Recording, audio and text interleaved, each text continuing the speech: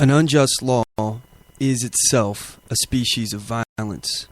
Arrest for its breach is more so. Now the law of nonviolence says that violence should be resisted not by counter-violence, but by nonviolence. This I do by breaking the law and by peacefully submitting to arrest and imprisonment. Mahatma Gandhi. Broadcasting from deep within the heartland of free America, where liberty still shines bright. You're listening to On the Move with Mac Worley III.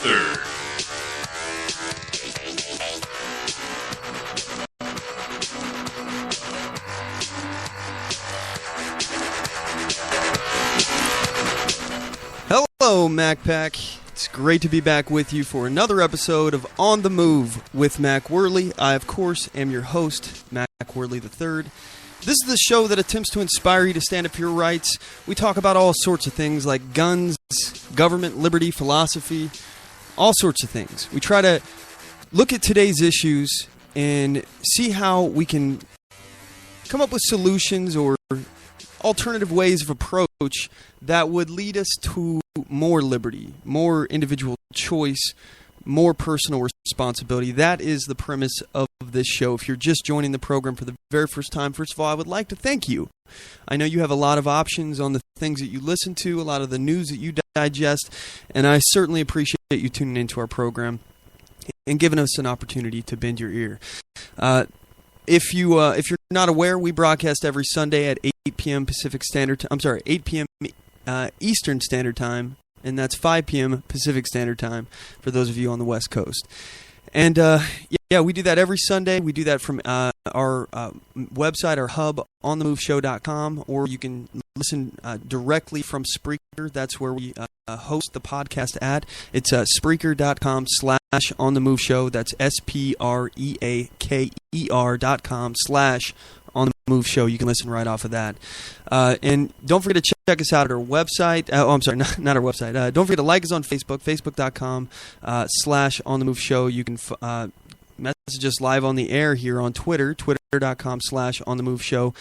And subscribe to us on YouTube.com/OnTheMoveShow. We got all sorts of original content on there as well. So without further ado, last week we had talked about briefly the article I picked up from a newspaper when I was in Louisville, and this article was discussing the National Rifle Association, and essentially the editor, his name is Aaron Yarmuth. You can feel free to email him, by the way. He looked like he provided his email. It's AYARMUTH@leoweekly.com. That's LEOWEEKLEY.com.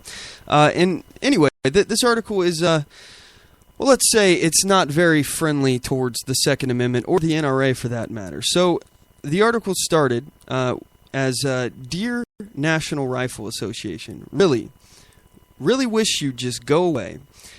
Not just leave town, disappear, like evaporate.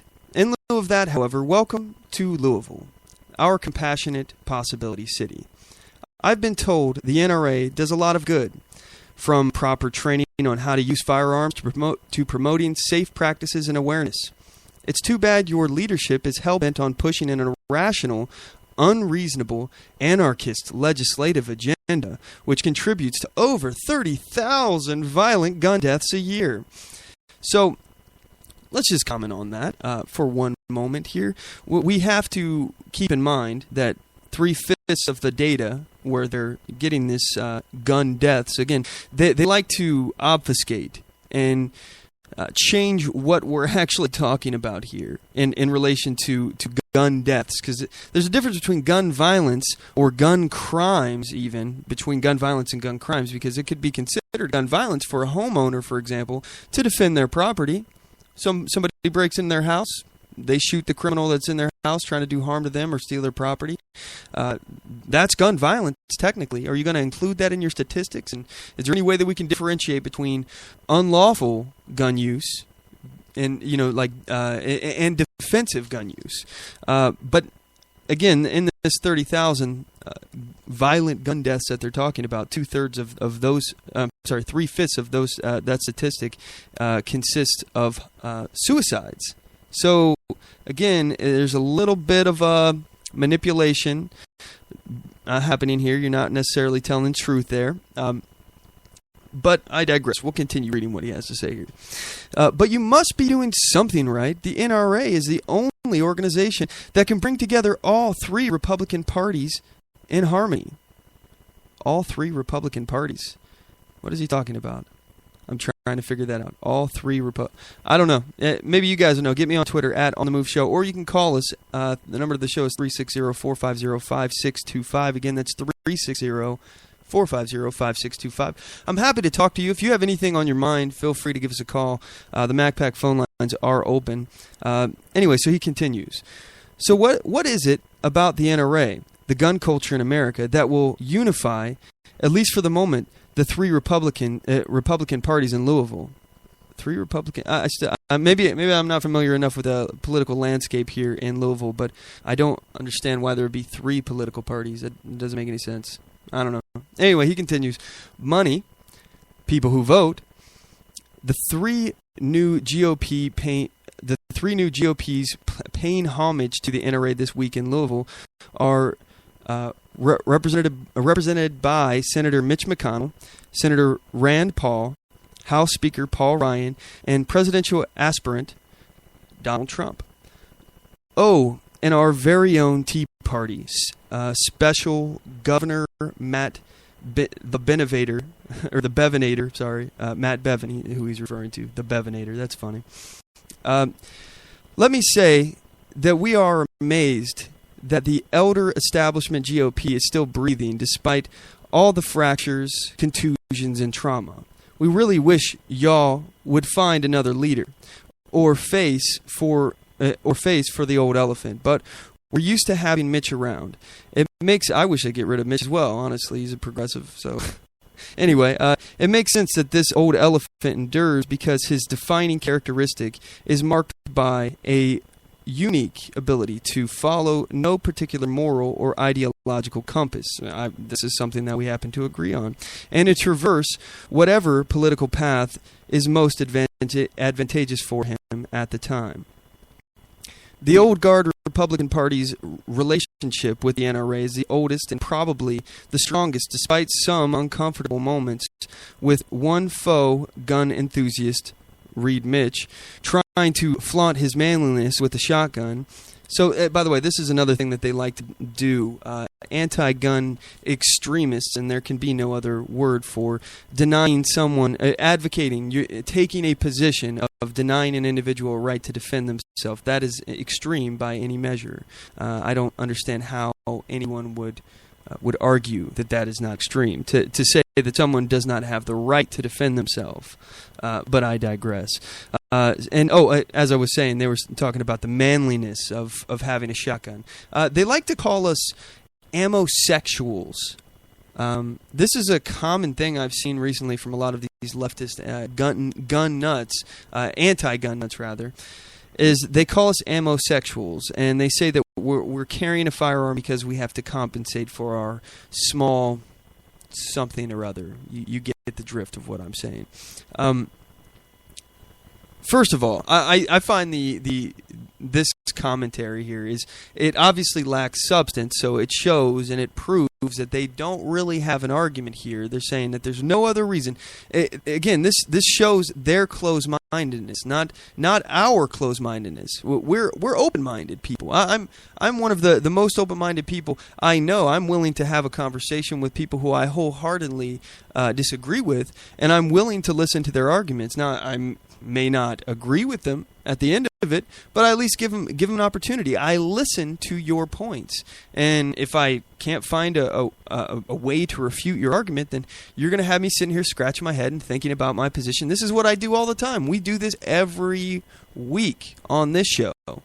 We've been doing this forever, and again, this is not something that's particular just to me. This is what you do as a listener, as an individual, as a free thinker. You sit there and you think about the issues, and you weigh the arguments from one side against the other, and you make your decision on that point.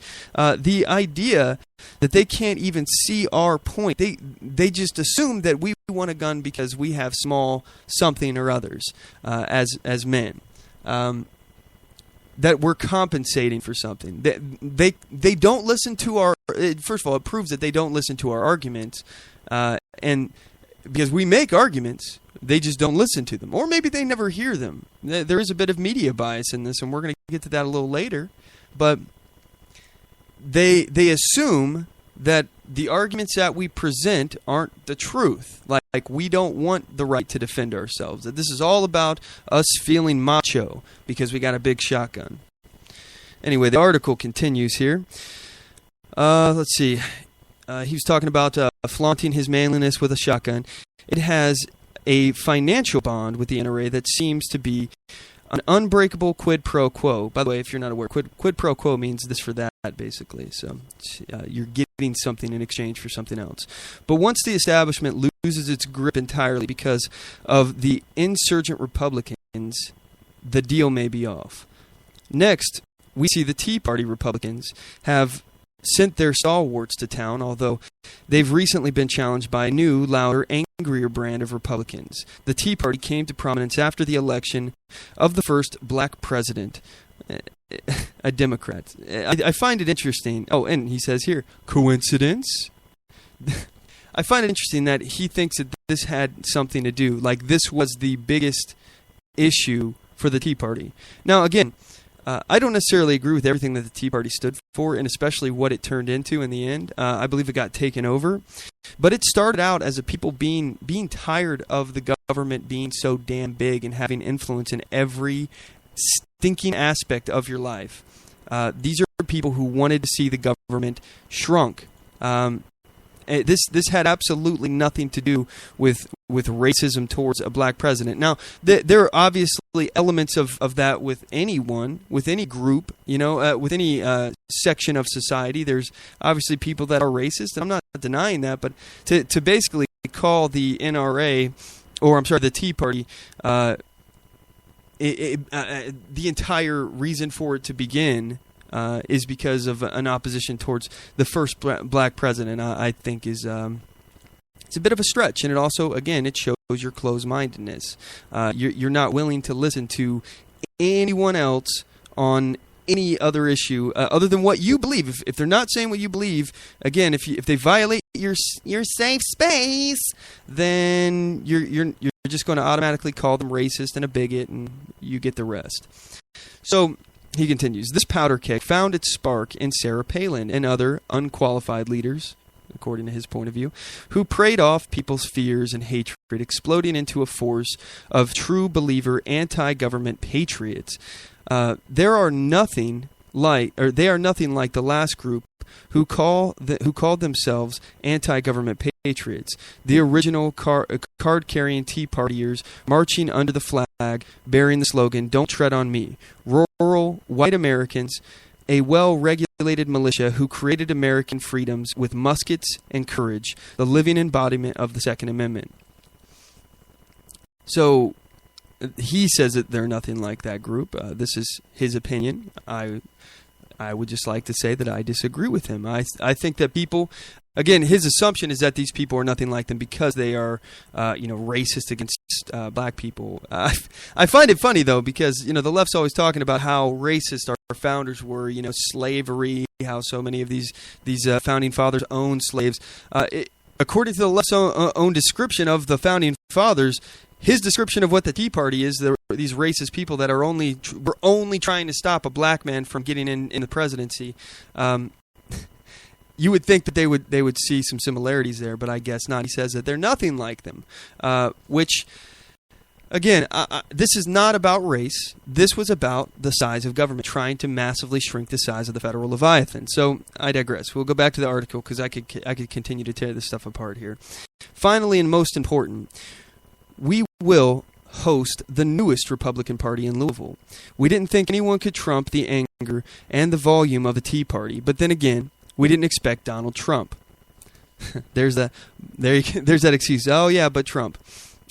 Double-crossing Donald, our nickname for the nicknamer himself, double-crossing Donald. Interesting. Well, I doubt that one's going to catch on there. We're so excited to have Trump back in town that we devoted the entire center spread of LEO this week, Leo, that's this newspaper I'm reading, this week to a welcome banner in his honor. So let me personally thank you, double-crossing Donald, for coming back. Without you, none of this would be possible. Side note, we missed Trump the last time the NRA convention was in Louisville, back in 2008, but I guess that's back. That's back when he was Donald the Democrat. So that must be why he's calling him Donald the double-crosser, or double-crossing Donald, because he went to the Republican Party. On a side note, by the way, before we get back to this, we only got 2 more paragraphs in this editorial's note. Donald Trump did receive the endorsement of the NRA, and I find it a little bit curious that he was essentially like, hey, what do I have to do to get your endorsement? And they sent him a thing of all the things that they require, and he's like, okay, yeah, I'll do that. He's telling you exactly what you want to hear. He's trying to find a base, he's trying to find people, and he's fitting his positions to the people he's trying to woo. And later he can change it, just like he did, by the way, just recently with the Supreme Court list of nominees that he would potentially pick. He already backed off on it just within, I think it was 24 hours. He already backed off on it, just like he backed off on the potential debate with Bernie Sanders that we're going to be getting into a little later. Just like he'll back off on all of his positions the moment that he doesn't feel like it is a popular way to go. Just like he backed off on all sorts of stuff already, where he's already cooling his jets on the whole idea. His now, quote, suggestion instead of his policy that he said it. He wasn't going to allow any Muslims to enter the country. This was his idea. Now, I disagree, not allowing any Muslims to come into the country. That's not where I stand. I think that we should be selective, and if we got other people at the front of the line who don't come from countries that have Islamic practices, don't come from countries that are riddled with terrorists or whatever. If that's the case, if we got people who are well qualified to come in, they're going to bring something to the table, great, let's get those guys in first. And then if we are going to bring people in from areas that have terrorist activity, how's about we do a real thorough job in bringing them in, and make sure that they're going to bring something to the table? Because again, this is not a soup kitchen. This is a job interview, the immigration process. What are you bringing to the table today? So, anyway, like I said, Donald Trump, his opinions and his views, all of this swings in the wind. He backed off on that already, and he said, yeah, look, that was just a suggestion. I'm not saying that I'm going to do that. It's just a suggestion, but I digress. Anyway, he continues. The Trump Republicans feel completely cheated by the grand old party and Tea Party after decades of what they see as disingenuous promises and what we observe to be fox-fueled exploitation of their emotions. They don't care that their newest leader is a double-crosser. This is something that I agree with this guy. He is a double-crosser. As far as changing his viewpoints, he only is saying what he feels is popular at that time. And it doesn't matter 5 minutes from now what he said 5 minutes ago, because if he finds out in the meantime, in that 5-minute period, that his first position was unpopular, now he needs to change it, he needs to tweak it to make it more popular, then that's what he'll do, because he's a populist. He's not an ideologue, and that's exactly what populists do. So anyway, okay, so his first point here, the Trump Republicans feel completely cheated by the grand old party and the Tea Party, and it's true. We do. We've seen people like, for example, the Tea Partier Marco Rubio. All right, Marco Rubio advocated for the Patriot Act. This is one of the things that the Tea Party was standing against. He's advocated for the bulk collection of every single human electronic communication. He's advocated for this. No, never mind the Fourth Amendment. Fourth Amendment doesn't matter. National security, more important. Constitution, not very important. So yeah, we do feel a little slighted. This is just one of many examples of where the Tea Party and some of the Tea Party people who we elected failed to keep up to their promises, failed to keep up to the standards that we asked them to, expected of them. And again, the grand old party, the GOP, the Republicans, they've been telling us ever since Barack Obama got elected, and before Barack Obama got elected, that, oh, you know, we have to have the House and the Senate and the presidency before we can fight. And when Barack Obama got elected and we lost the House, we lost the Senate, they told us, oh, we'll fight, we'll do what you want to do, we'll fight Obamacare, but we got to win Congress back. Once we won Congress back, by the way, what did they do? They told us, oh, no, we can't do that now.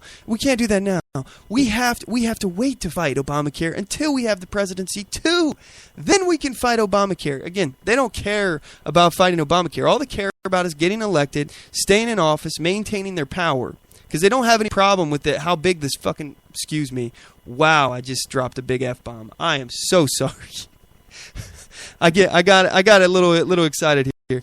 They don't care how big this freaking Leviathan is, all right? Jeez. I don't think I've dropped an F-bomb on this show before. Oh, man. Sorry, kids, if you're out there listening. I didn't mean it. They don't care how big the Leviathan is. They just want control over it. So, anyway, the article continues here. They feel like they've been double-crossed for years, and that's true. I agree with this. This time, however, at least the double-crosser is a huge man who doesn't care about what others think or say, even though he really does, and masks it with more manliness and more louder and stronger conviction. So, Trump is a chameleon elephant who can turn whatever shade of orange and angry it takes to win. If that means pretending to be a big gun guy for a few hours, welcome to Louisville. After all, we do live in Possibility City. Ugh. Okay, so this guy, obviously anti-gun, coming up with facts like 30,000 gun. How did he word that here? What was it again? It was 30,000 violent gun deaths each year. Again, that's obfuscating the fact that 3/5 of those numbers, 3/5 of the statistics, including that, are suicides. And it's also not differentiating between lawful defensive gun use and gun use that is unlawful, criminal activity. So, anyway, what we're going to go ahead and do, we're going to cut to a commercial break. When we come back, I'm going to lay out a feature topics of what we're going to be covering here in the rest of the episode. And let's see. After that, that's what we'll do. Sorry about that. Anyway, we'll be right back after this break, gang. You don't want to go anywhere. Oath Keepers is a nonpartisan association of current active duty military, reserve, guard, veterans, peace officers, and firefighters who will fulfill the oath we swore, with the support of like-minded citizens who take an oath to stand with us, to support and defend the Constitution against all enemies, foreign and domestic. So help us God. Join us at oathkeepers.org.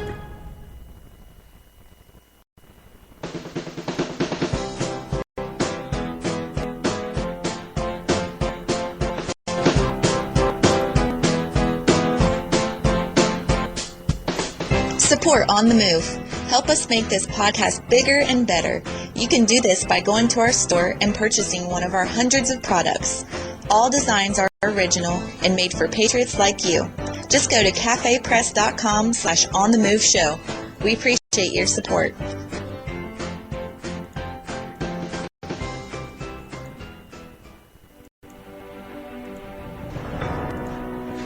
Hi, I'm Latasha Worley, and I work with candidates to creatively and effectively communicate their message to voters. I offer professional graphic design services, from yard signs to flyers, from logos to vehicle magnets. Email me today at latashaworley@gmail.com.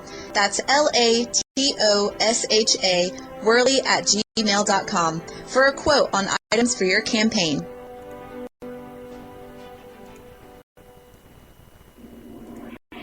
Broadcasting from deep within the heartland of free America, where liberty still shines bright. You're listening to On the Move with Mac Worley III.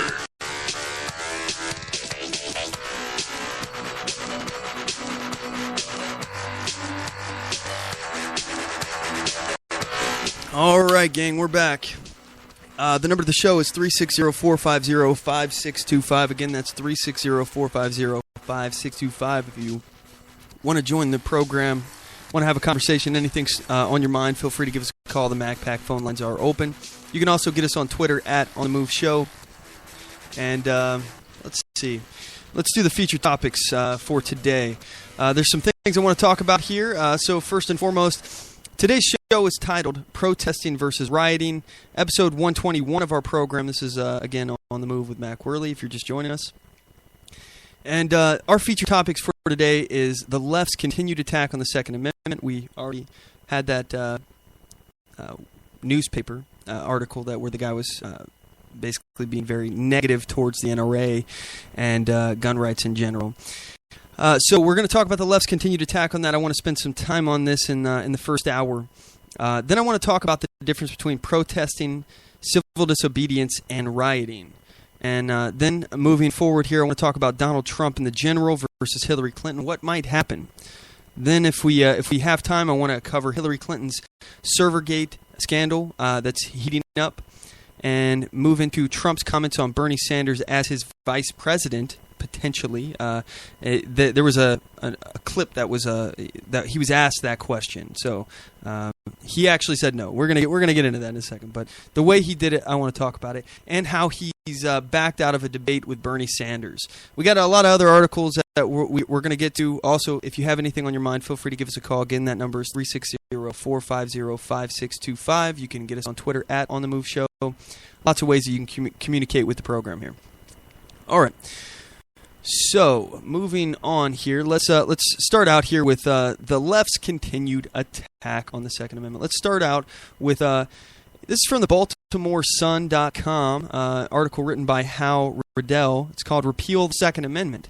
Now, one of the things that we're always being told as pro-liberty people, as small government people, gun activists, gun enthusiasts, people who just support the Constitution and the rule of law, we're told that no one's coming after your guns. No one's saying anything about your guns.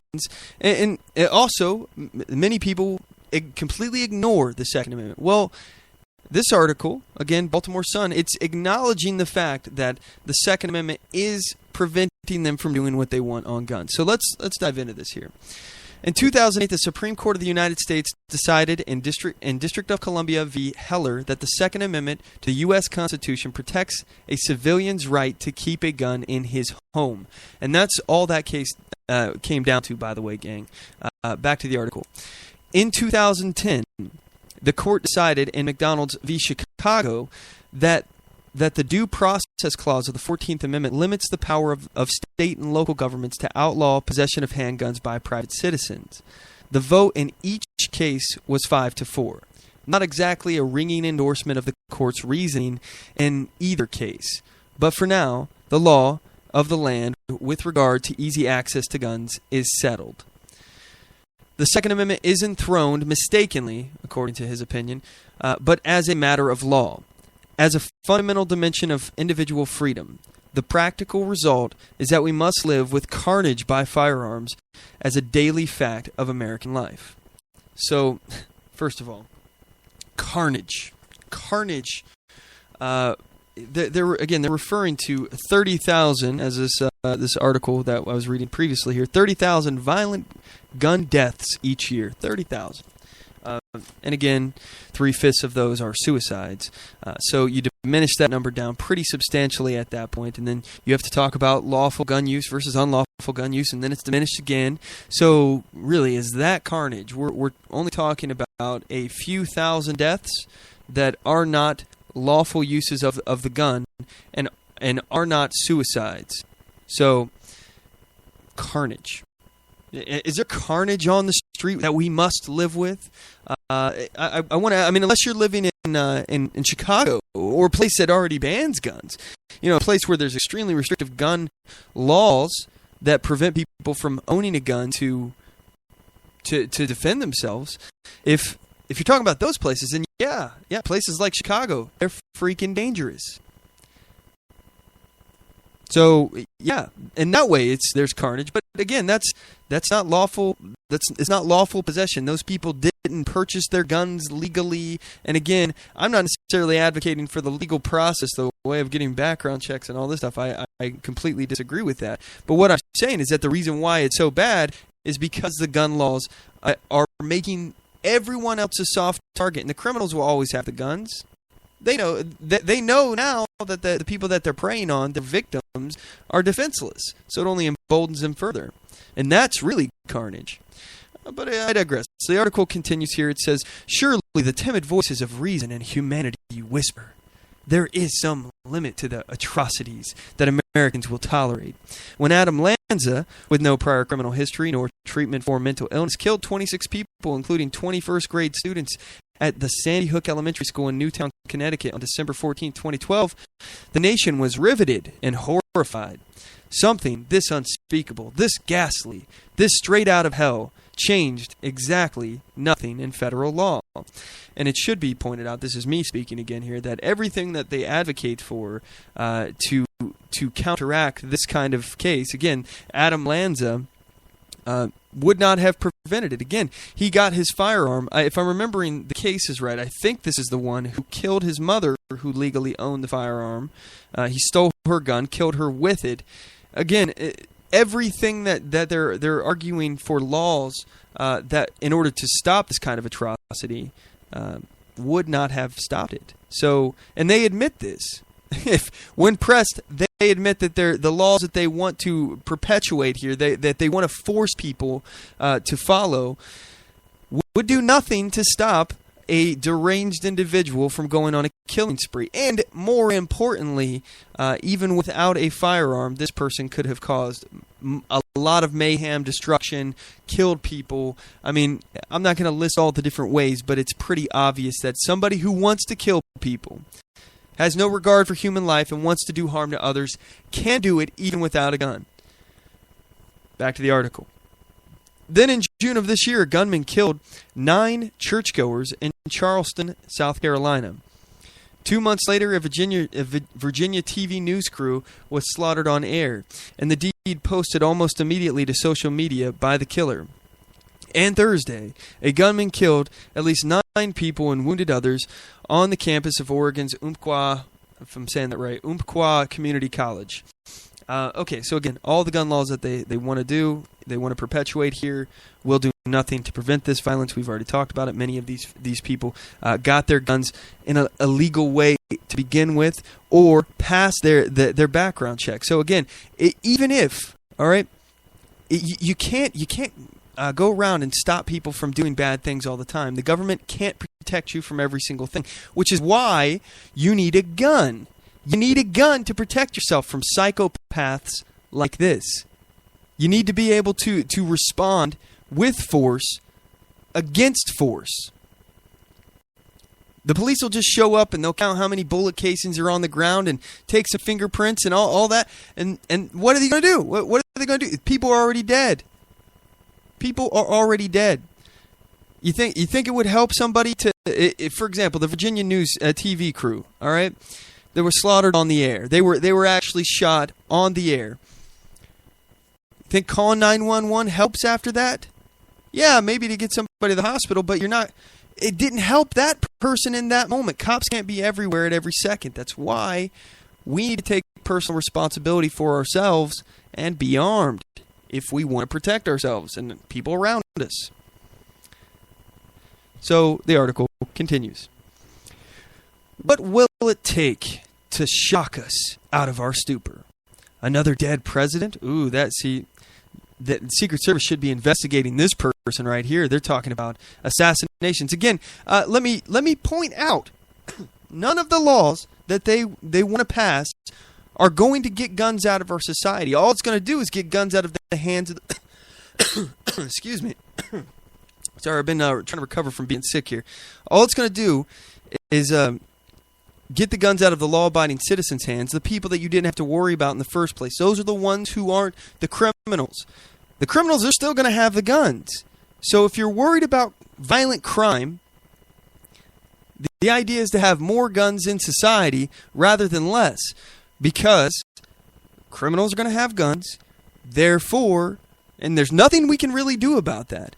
No law will stop criminals from being able to get guns, even in places where there's crazy amounts of gun control. Look at what happened in Paris, for crying out loud. The terrorists came in there and they shot people with AK-47s and all sorts of other implements of destruction. All right. Again, they're tools. That's all. That's all these guns are, is tools. But they had access to these firearms in a place that doesn't have access to firearms legally. How did they get these guns? All right? How did they get them? Through the black market. They got it illegally somehow. I still don't know. Have you found out? I don't know how they got the guns. But I'll tell you this. You would think that in a place where there's crazy amounts of gun laws, there'd be no guns in society, although we continue to be proven wrong on that. All right, anti-gun advocates, anti-gun nut jobs, you keep getting proven wrong over and over and over. There's so many places where you can't get a gun, yet there's still violent crime with guns. Does that make any sense? No. Not to them anyway. It does to us because we understand. We understand that these criminals in the black market, they're all going to continue to work. And again, if you incentivize something by driving it underground, because there's always going to be a demand for guns. There will always be a demand for people to be able to, number one, defend themselves, and for criminals to be able to have an upper hand on their victims. And if they think that their victim's unarmed, having a gun just makes it that much of a sweeter deal. Okay? So, again, back to the article here. He's talking about another dead president. Not likely. Half the country will applaud it. Who would seriously applaud? Personally, I don't like Barack Obama's policies. I don't like a lot of his decisions. I honestly don't like him as a person. I think he's a Marxist, and I disagree with him on principle. And I also don't really think he's a very nice guy. I think he manipulates people, and I don't like that about him. So. Also, I think that his policies put a lot of us in danger while restricting our freedom. But I certainly would not applaud someone assassinating him. That is insane. That's insane. I don't know anyone who would applaud that. Ask yourself, would you applaud that? I know I wouldn't. That would be so bad for us. You imagine how much. Look at what happened to Gabby Gifford. All right. They've used her attack by a mentally deranged individual with a gun to call for more gun restrictions, gun control. What do you think would happen if it happened to one of our presidents or a high-ranking official? No. I'm not for that. I would be terribly afraid of what would happen. Not to mention, I'm pro-life, and I don't want someone to die. You know, the only reason why I'm not full-blown anarchist is because I believe in the reason why we created government was to protect life, liberty, and property. So I'm never going to cheer for somebody who is not a bad guy as far as like a terrorist or somebody trying to kill me. I'm never going to applaud for them being killed. The only people I like being killed are bad guys. Bad guys being killed. Like people trying to kill me, criminals trying to kill others. Those are the people I'm for killing. But I would never advocate ever for another dead president. That would not be good for our movement. The Leviathan would spring into action at that point, like the president is always trying to do. To stand in front of the victims of tragedies like Sandy Hook and use them to get what he wants. That's exactly what would happen on this. People would be standing on the grave of another dead president and talking about gun control. So no, I don't think half the country would applaud it. I think it shows this author's bias and really their lack of reasoning skills to think that seriously half of the population would be happy with that. So he continues here. How about a dozen people inspired by ISIS slipping simultaneously into the Mall of America and unveiling the assault weapons? Again, they're not assault weapons unless they're full auto or select fire capable of semi-automatic, or burst. That's the word. But I digress. Assault weapons they have obtained in perfectly legal ways. Okay, so apparently this, again, I've already mentioned this, but the ISIS, people who were inspired by ISIS already slipped into Paris with guns that were obtained illegally. So what's your point? What's your point here? Who cares if they get it legally or illegally? They're still going to be able to get it. What you're doing is creating an environment where people are completely helpless against these terrorists if they want to attack again. If you imagine this going, I want you to imagine the Paris shooting going down in a place like, I don't know, Texas. Imagine that. Just think about it. How many people, I think, I don't have the data in front of me right now, but just going off the top of my head, I think I remember it was like 89 people who were killed in the attack on Paris. Maybe I'm way wrong on that, so don't quote me on that. But there were a lot of people that were in this concert that was going on. I believe it was a concert.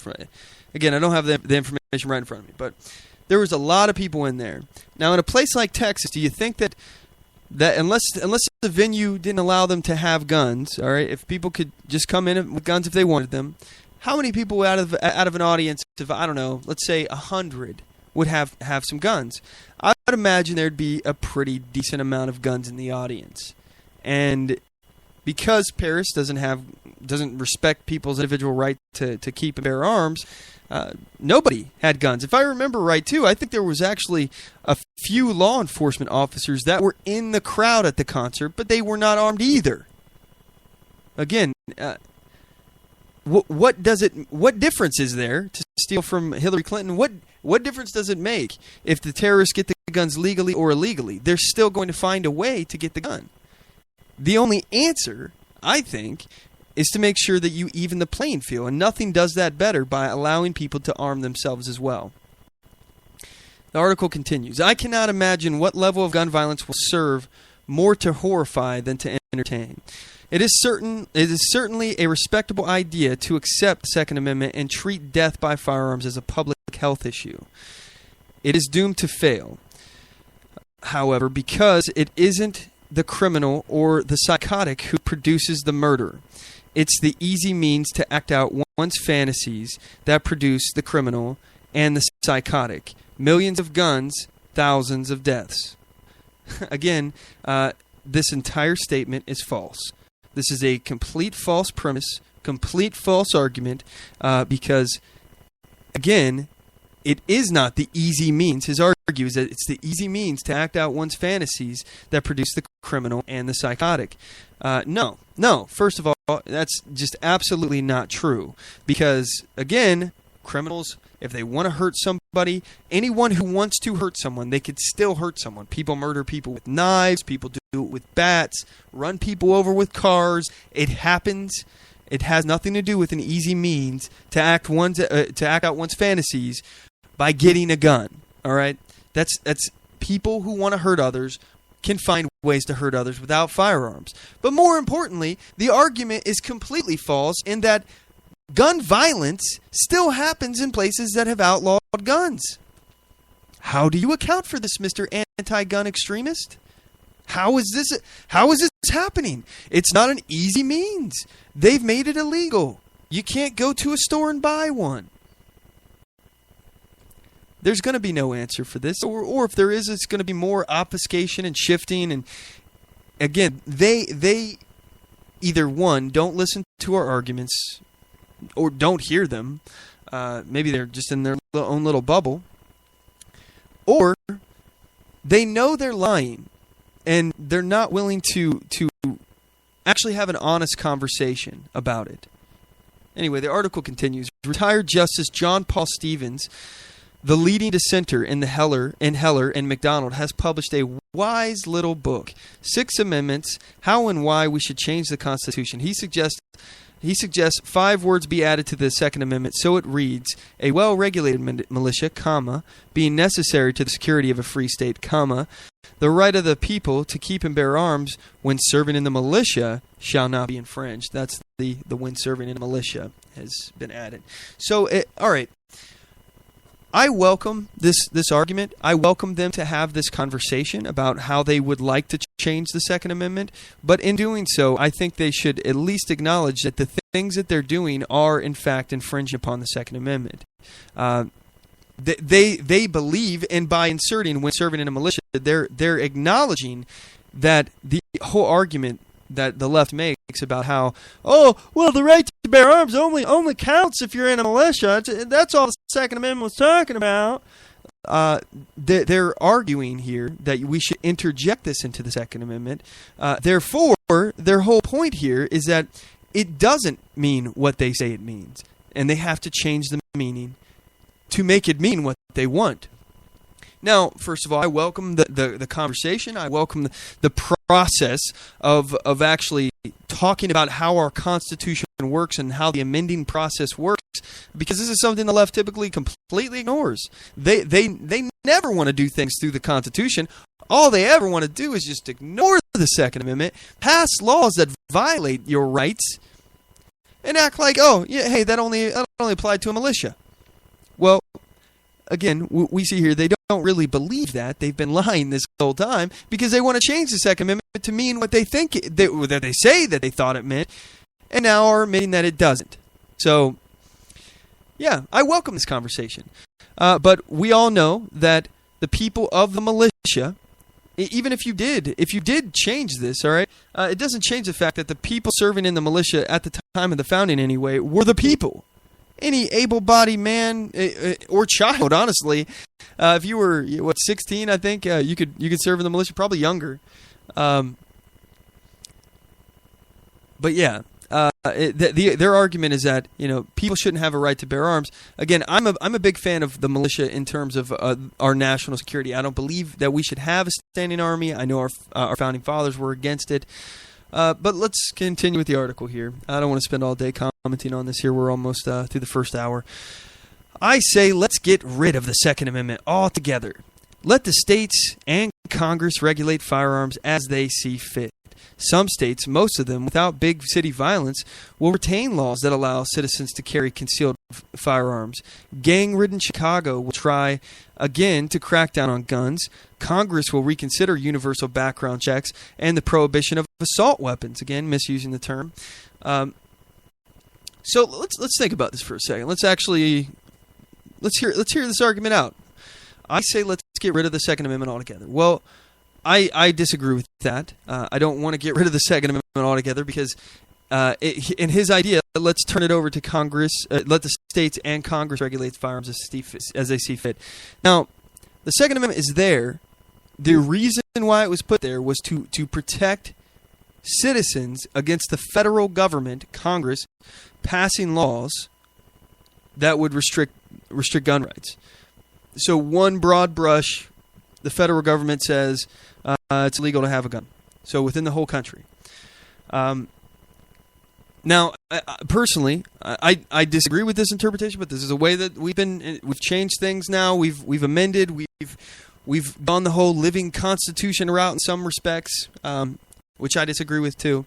But after the 14th Amendment, we have created this federal citizen status, which basically created the ability for the federal government and the Second Amendment and Bill of Rights. The whole thing now it applies to state governments and local governments, whereas before it only applied to the federal government. It only said that Congress can't do these things. It didn't say that your local or state government couldn't pass some kind of legislation that would restrict your gun rights. Now, I think that's something that should be taken care of within the state constitution, and it has, and it had before the passage of the 14th Amendment.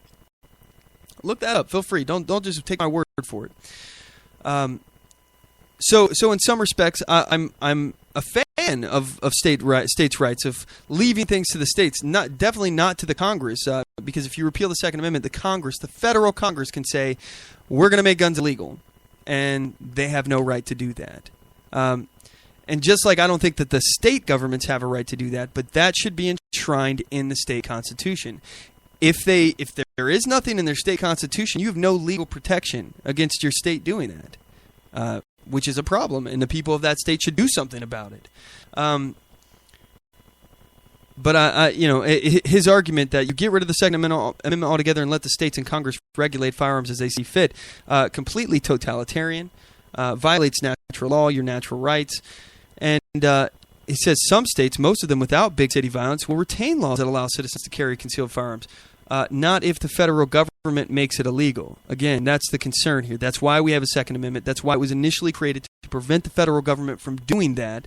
But now the Second Amendment, it does apply.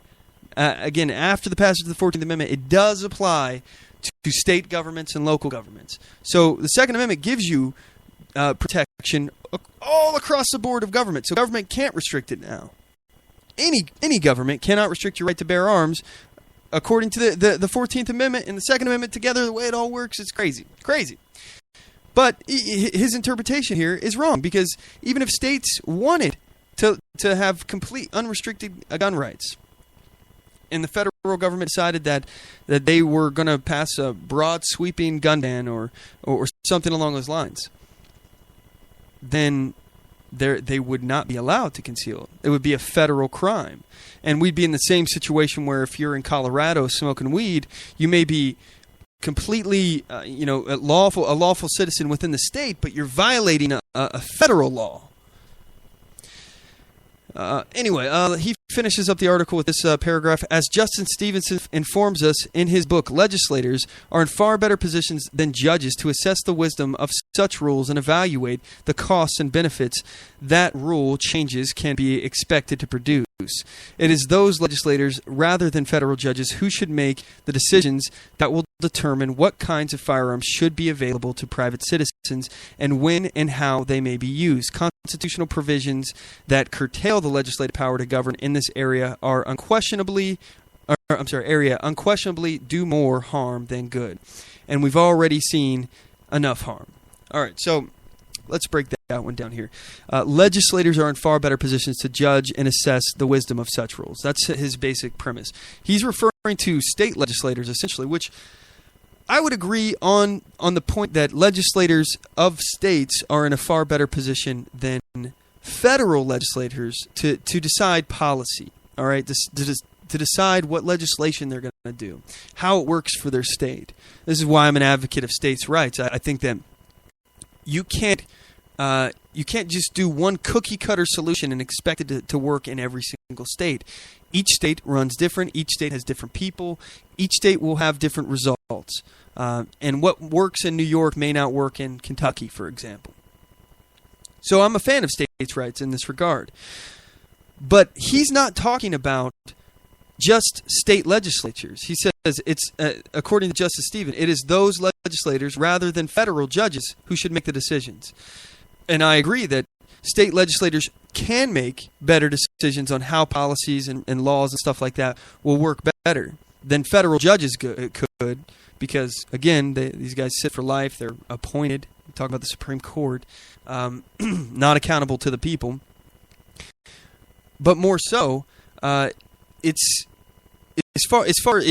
completely obfuscating the fact that the federal Congress, and repealing the Second Amendment, the federal Congress would be also in the position of where they could pass broad, sweeping, cookie-cutter laws of gun control.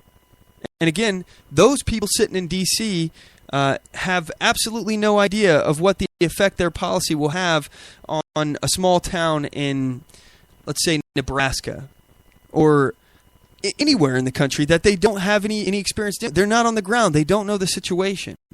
And more importantly, the most important thing is that the government, its job, pretty simple, to protect life, liberty, and property. And that second one, liberty, that's what we're talking about here.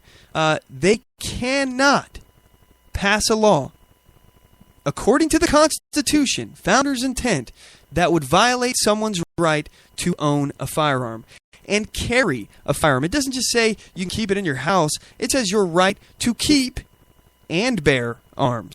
All right, it doesn't mean that you have to put it in your home and lock it away. It means that you have a right to keep it and carry it. Again, my whole point here, I've been making with leftists is I could understand your objection to the Second Amendment in that, for example, if they say that you can't own a tank. All right, I could get that. I disagree. I think we ought to be able to own tanks because, again, anyone who's wealthy enough to own a tank already, they could find a tank on the black market if they really wanted it. No law is going to stop somebody who's completely freaking rich, wealthy. They're like Scrooge McDuck rolling around in their giant bank full of gold coins. All right, no law is going to be able to prevent this guy who wants a tank from getting a tank. All right, you're just not going to be able to stop him. There's a black market out there. Somebody would be able to do it. This is the point. All right. So you're not going to stop anybody. And it's as far as the argument that the Second Amendment. All right, this is where I was getting back. Sorry, I got a little scatterbrain there. I would understand the argument that you can't own a tank because the Second Amendment says you have a right to keep and bear arms, and you can't bear a tank. A tank bears you. All right? I can understand that argument. I completely disagree with it because, again, we have a right to keep as well as bear, but I digress. This is where their argument goes completely off the rails. You know what I mean? They don't, first of all, they don't care about the facts that you pass laws in places and there's still gun violence. You've completely outlawed guns, yet there's still gun violence. How is this happening? Maybe they should just try to make a law that makes, assault and murder illegal. Oh, wait, they have. Yet that hasn't worked. They think that just passing these broad decrees, these broad declarations that you can't own a gun. Now suddenly criminals won't own a gun. That it's BS. We all know it. Anyone who has seen gang violence knows that these people don't care about the law. They don't care about a piece of paper signed by a state legislator or a federal legislator. They don't care because their intent is criminal. They don't care that it's against the law to have a gun. They're using that gun to kill people. All that gun control does is disarm the very people who you did not have to worry about in the first place. The people who follow the laws. Anyway, so that's that article from the Baltimore Sun. We've got another article that I want to go through here, and this is very annoying for me. It just seems like the left just continues to attack us and hammer us on gun control here. This next article that we're going to get into after the break is titled "Primed to Fight the Government." This is a Washington Post article written by Kevin Sullivan, and it's basically demonizing America's gun owners. So anyway, we're going to get into this when we come back from this break. You guys don't want to go anywhere. We'll be right back.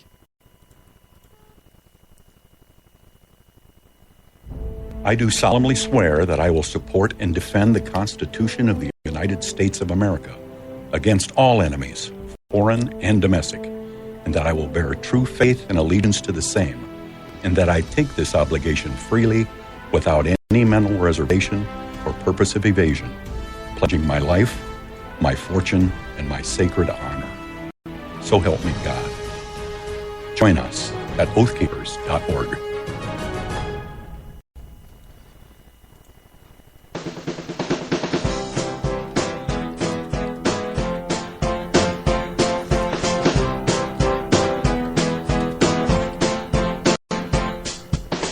Support On The Move. Help us make this podcast bigger and better. You can do this by going to our store and purchasing one of our hundreds of products. All designs are original and made for patriots like you.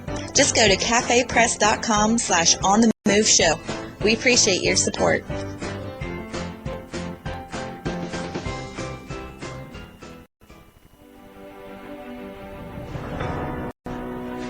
Hi, I'm Latasha Worley, and I work with candidates to creatively and effectively communicate their message to voters.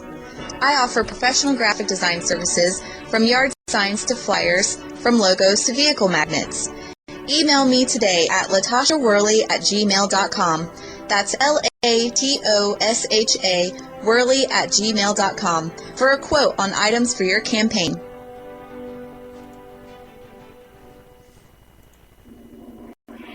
Broadcasting from deep within the heartland of free America, where liberty still shines bright. You're listening to On the Move with Mac Worley III.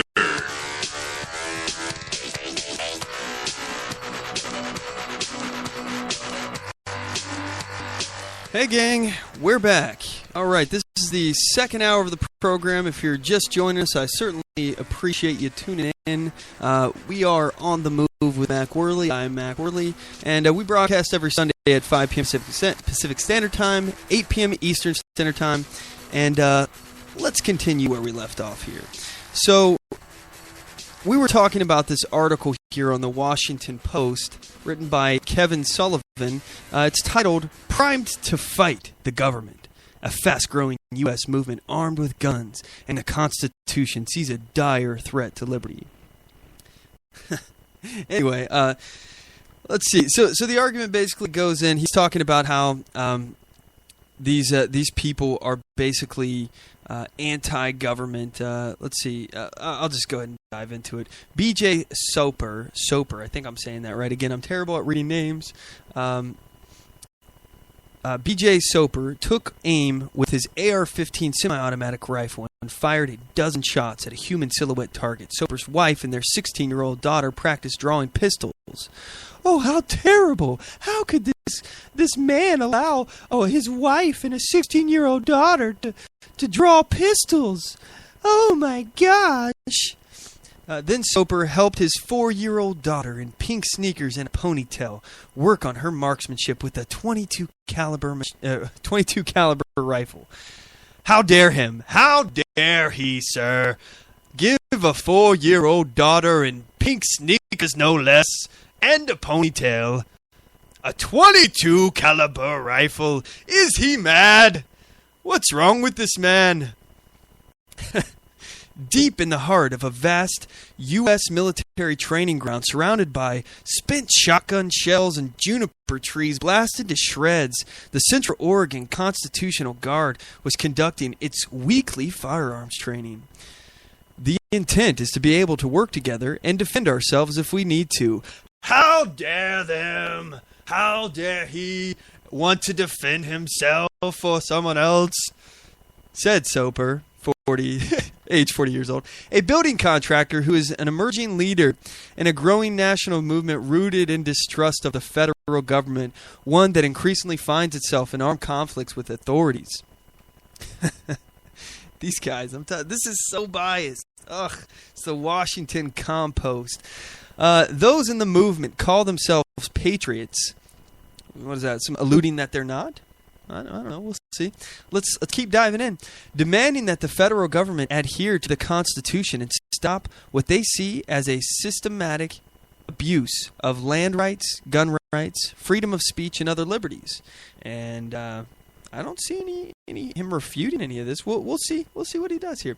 Law enforcement officials call them dangerous and delusional and sometimes violent, and say their numbers are growing amid a wave of anger at the government that has been gaining strength since 2008, a surge that coincided with the election of the first U.S. black president and a crippling economic recession. Oh my gosh! Oh, hold on. I'm bringing out the paper here that I was just reading, and they were saying that the Tea Party was racist too. Oh, hey, guess what, gang? Did you know that you're a racist because you want to defend yourself? Oh, I learn something new every day. All right. Soper started his group, which consists of 30 men, women, and children from a handful of families. 30 men and women? Oh, my goodness. This needs to be stopped. 2 years ago, as a defensive unit against all enemies, foreign and domestic. Well, these guys sound like terrorists. Mainly, he's talking about the federal government, which he thinks is capable of unprovoked aggression against his own people. Well, you know what? There happens to be a lot of instances of this. We can show what happened to Finicum and how he was shot and essentially assassinated on the side of a road. But I digress. We'll continue. The group's members are drywallers and flooring contractors, nurses and painters, and high school students. Oh my goodness, these are evil people. We got to put a stop to this. Who stockpile supplies, practice survival skills and basic infantry tactics, learn how to treat combat injuries, study the Constitution, and train with their concealed handguns and combat-style rifles. Well, you know, I got to hand it to this article, and it's one point here. At least they said combat-style rifles as opposed to assault rifles. I have to hand it to them. But let's look at this. So you're saying the group is drywallers, flooring contractors, nurses, and painters, and high school students. So basically a cross-section of America. They're your everyday neighbors or the people in your community. You pass by them, you know, when you go to the grocery store. These are Americans. And they stockpile supplies. Okay. What's wrong with that? Practice survival skills. Oh, okay. Is there something wrong with that? Last I checked, our military sent people to survival training. Is that, you know, inherently evil? Is that inherently dangerous that people know how to survive? Again, that sounds to me like a defensive skill. You're learning how to survive. And they put basic infantry in quotes, by the way. Basic infantry tactics. I wonder why that's in quotes. Is that meant to condescend in some way? I don't know. I find it interesting, the choice for basic infantry. I'm using the air quotes here. And how they learn to treat combat injuries. Okay, so practice survival skills, defensive, basic infantry tactics. I don't see anything wrong with that. I mean, it's not like they're, you know, talking about, you know, burning crosses in somebody's front yard or something. You know, this is self-defense tactics, basically. Is what this? Maybe the quotation around basic infantry was because no one said anything about that, and he decided that, you know, self-defense training was not a buzzword enough, so he added basic infantry to kind of make the sound more paramilitary or something along those lines, and learn how to treat combat injuries. Well, I don't see anything wrong with educating your kid how to deal with injuries. Period. Combat or otherwise. Studying the Constitution, that has to be put to a stop right now. In that studying of the Constitution, we don't want people to understand what rights they actually have and what their federal government can and cannot do. Oh no, that's inherently evil. We got to stop that. And train with their concealed handguns and combat-style rifles. So, as opposed to not training with them, is this a bad thing? That they're not training, or that they are training with this? I would rather people train with their guns than not train with their guns, so we know they know how to use them, i.e. in a situation where they have to defend themselves, and more importantly, we don't have any accidental discharges. So what you've told me is that this is a cross-section of society who take responsibility by stockpiling their own supplies, right? They've taken personal responsibility and their own survival, and they've even went a step further and learned how to survive and practice survival skills and how to defend themselves by learning defense tactics and how to treat combat injuries or just injuries in general. They've taken the opportunity to understand what rights they have, what their federal government can and can't do, and they've trained with the weapons that they have so that they know how to use them when they need them and they don't accidentally hurt others. Yeah, these people, how dare them? It doesn't say in our Constitution that you can't stand up and defend yourself, Soper said. Well, yes, it does. I've never read the Constitution, but I can tell you, it sure as heck does say you can't stand up and defend yourself. Soper said, we've let the government step over the line and rule us, and that was never the intent of this country. Well, not according to some leftists out there. Law enforcement officials and the watchdog groups that track the self-styled, again, in quotations here, patriot groups, implying that these people are not patriots in some way. So again, the watchdog groups that track the self-styled patriot groups call them anti-government extremists, militias, armed militants, or even domestic terrorists. Some opponents of largely white and rural groups have made fun of them by calling them Y'all Al-Qaeda or Vanilla ISIS. Really? Okay, well, let's make some comparisons here. Since we're going to go ahead and talk about ISIS, how many people have died as a result of terrorists? All right, of Islamic terrorists. Let's narrow that down. I mean, obviously you talk about 9/11, but you also have to talk about the situation in Syria, and we now have a what's the word that they use to describe the killing of all of the Christians? I can't remember what it's. Genocide. There's a Christian genocide happening in the Middle East right now, and it's spreading. It's not particularly in what was once Syria, because you can't really call it Syria now because of the way the battle lines have been drawn. It doesn't really exist anymore in the way it did before. But again, so many lives have been taken as a result of Islamic terrorists. You're going to compare people that are talking specifically about defending themselves, educating themselves on their rights, learning how to use their weapons, taking personal responsibilities for their own survival. And you're going to call them vanilla ISIS. First of all, that's racist. I'm put it out there. That's extremely racist, and I'm tired of this crap. I'm really fed up at what the left calls reverse racism, as in, I have been racist first and you're being racist back. No. Because I'm white does not mean that I am racist. In fact, I'm noticing a disturbing trend here. All right, there is.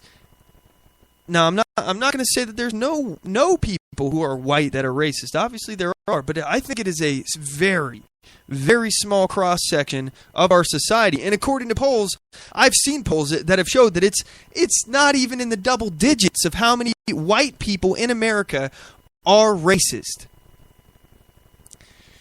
So what I'm seeing now is a disturbing trend. You know, okay, maybe white people were racist. I'll concede the point that in the founding of the country, and this is a big point to concede, I'll say, that all white people were racist. Okay, let's concede that point, that slavery was okay with all these white people. Let's call it that. Okay, and then in this situation, white people gave rights that were not being respected to black people. Okay, not really gave rights, but at least started respecting their human rights that were already there. Okay, but in order for that to happen, white people had to give them that respect of those rights.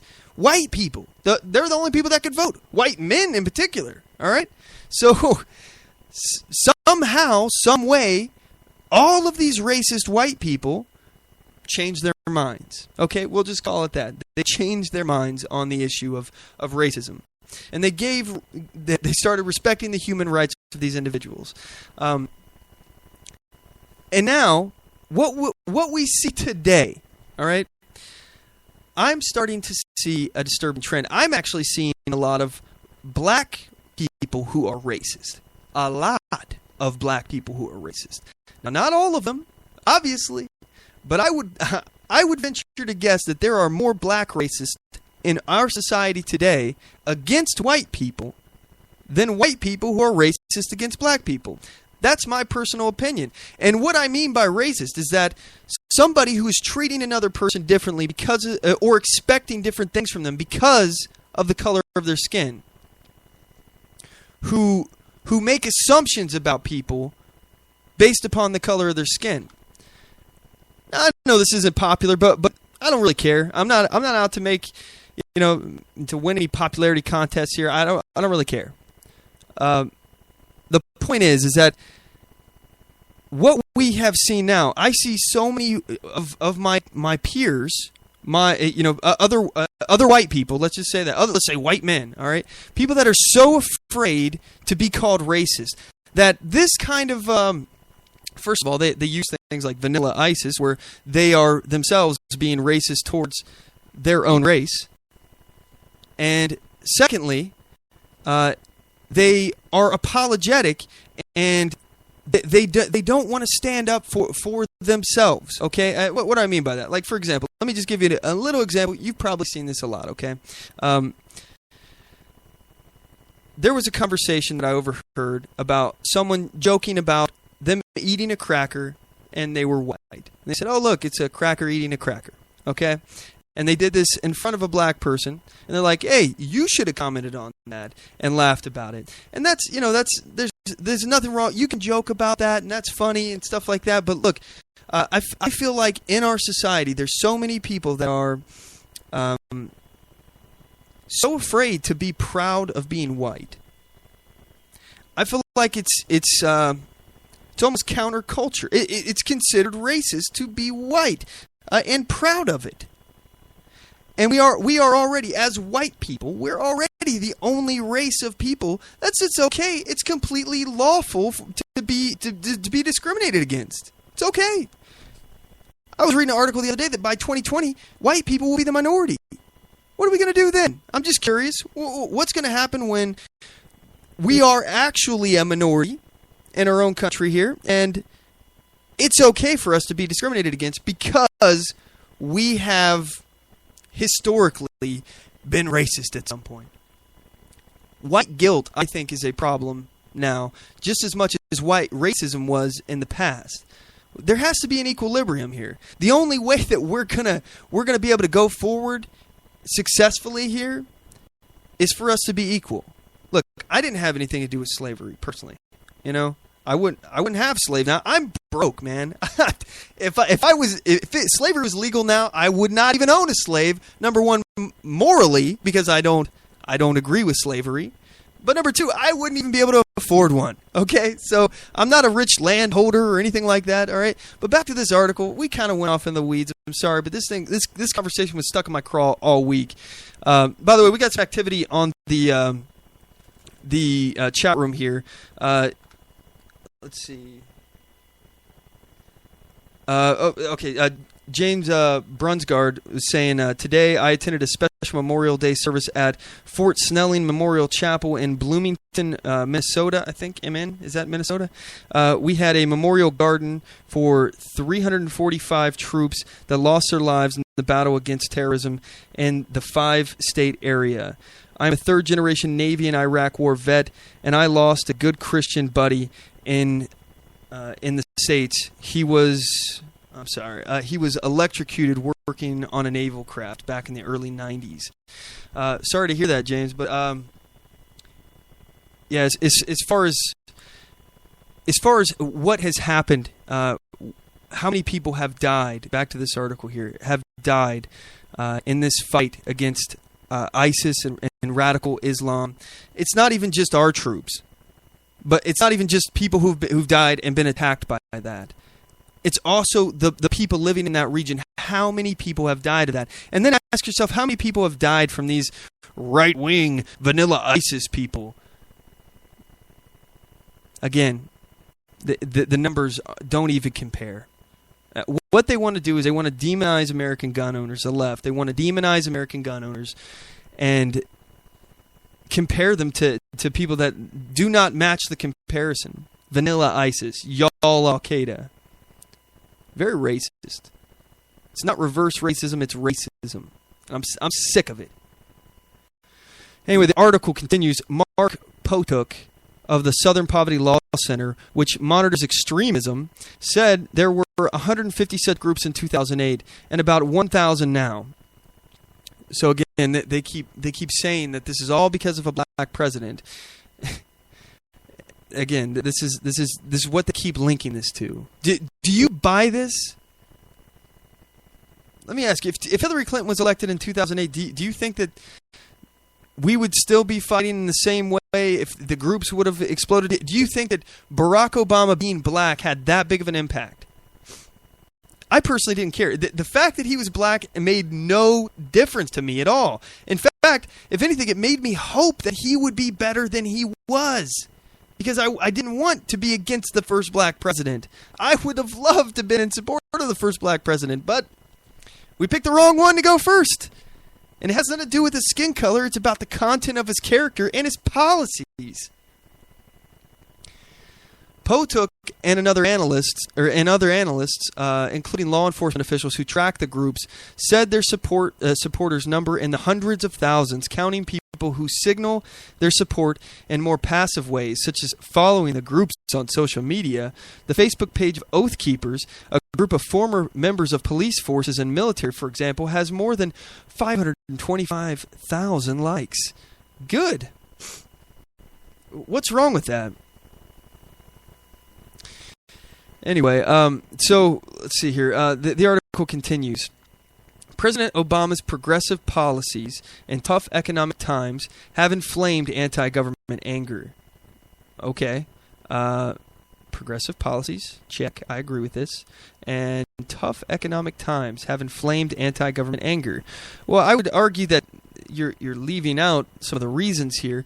The tough economic times have resulted from progressive policies.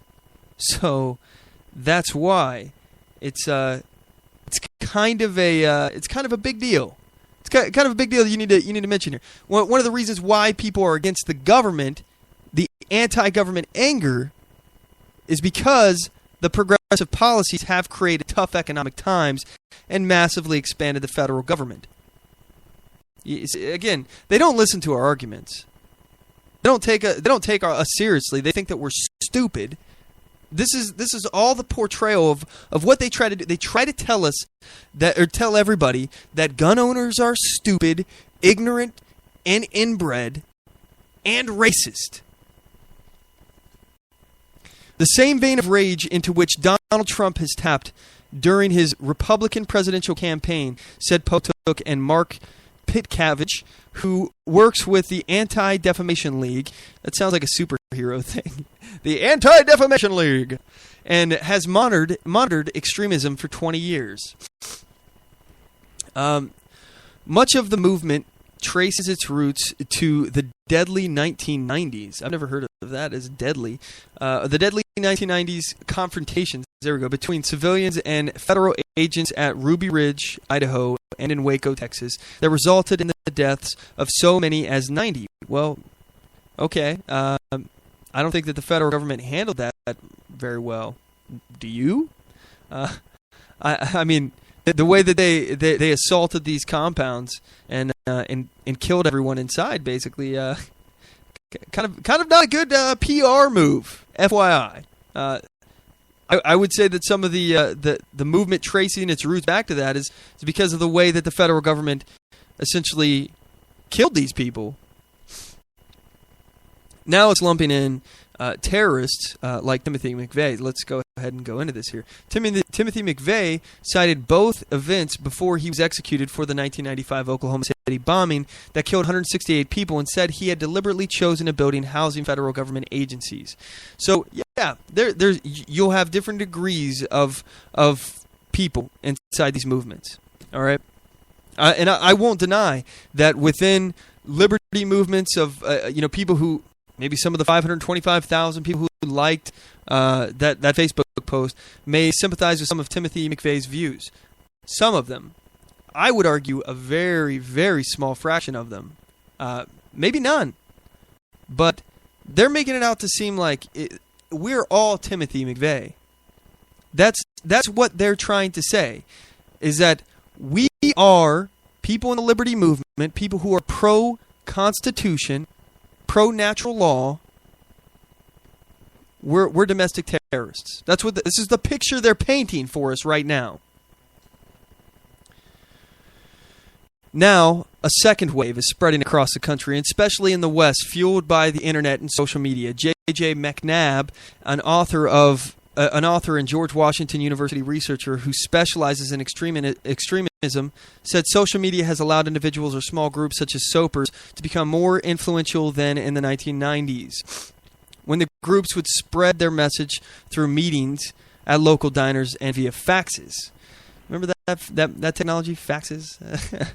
That's going by the wayside. By the way, it just reminded me, when I was in the military, we used to call people as a prank. We would call people over at different sites and ask them to fax us over more paper. That's it. We said that we were out of them. We do it to the new guys. That was a lot of fun. See how many times they would continue to fax us new paper. That was pretty funny. It's 1980s technology. Didn't understand how it worked, and was that when around was this 2010s? In the tens.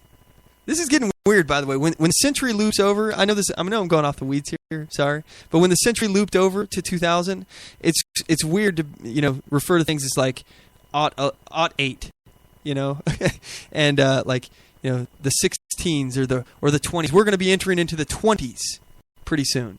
It's so weird. It's just weird. I don't know. It's weird to think about that. I'm a weird guy. Anyway, so the article continues.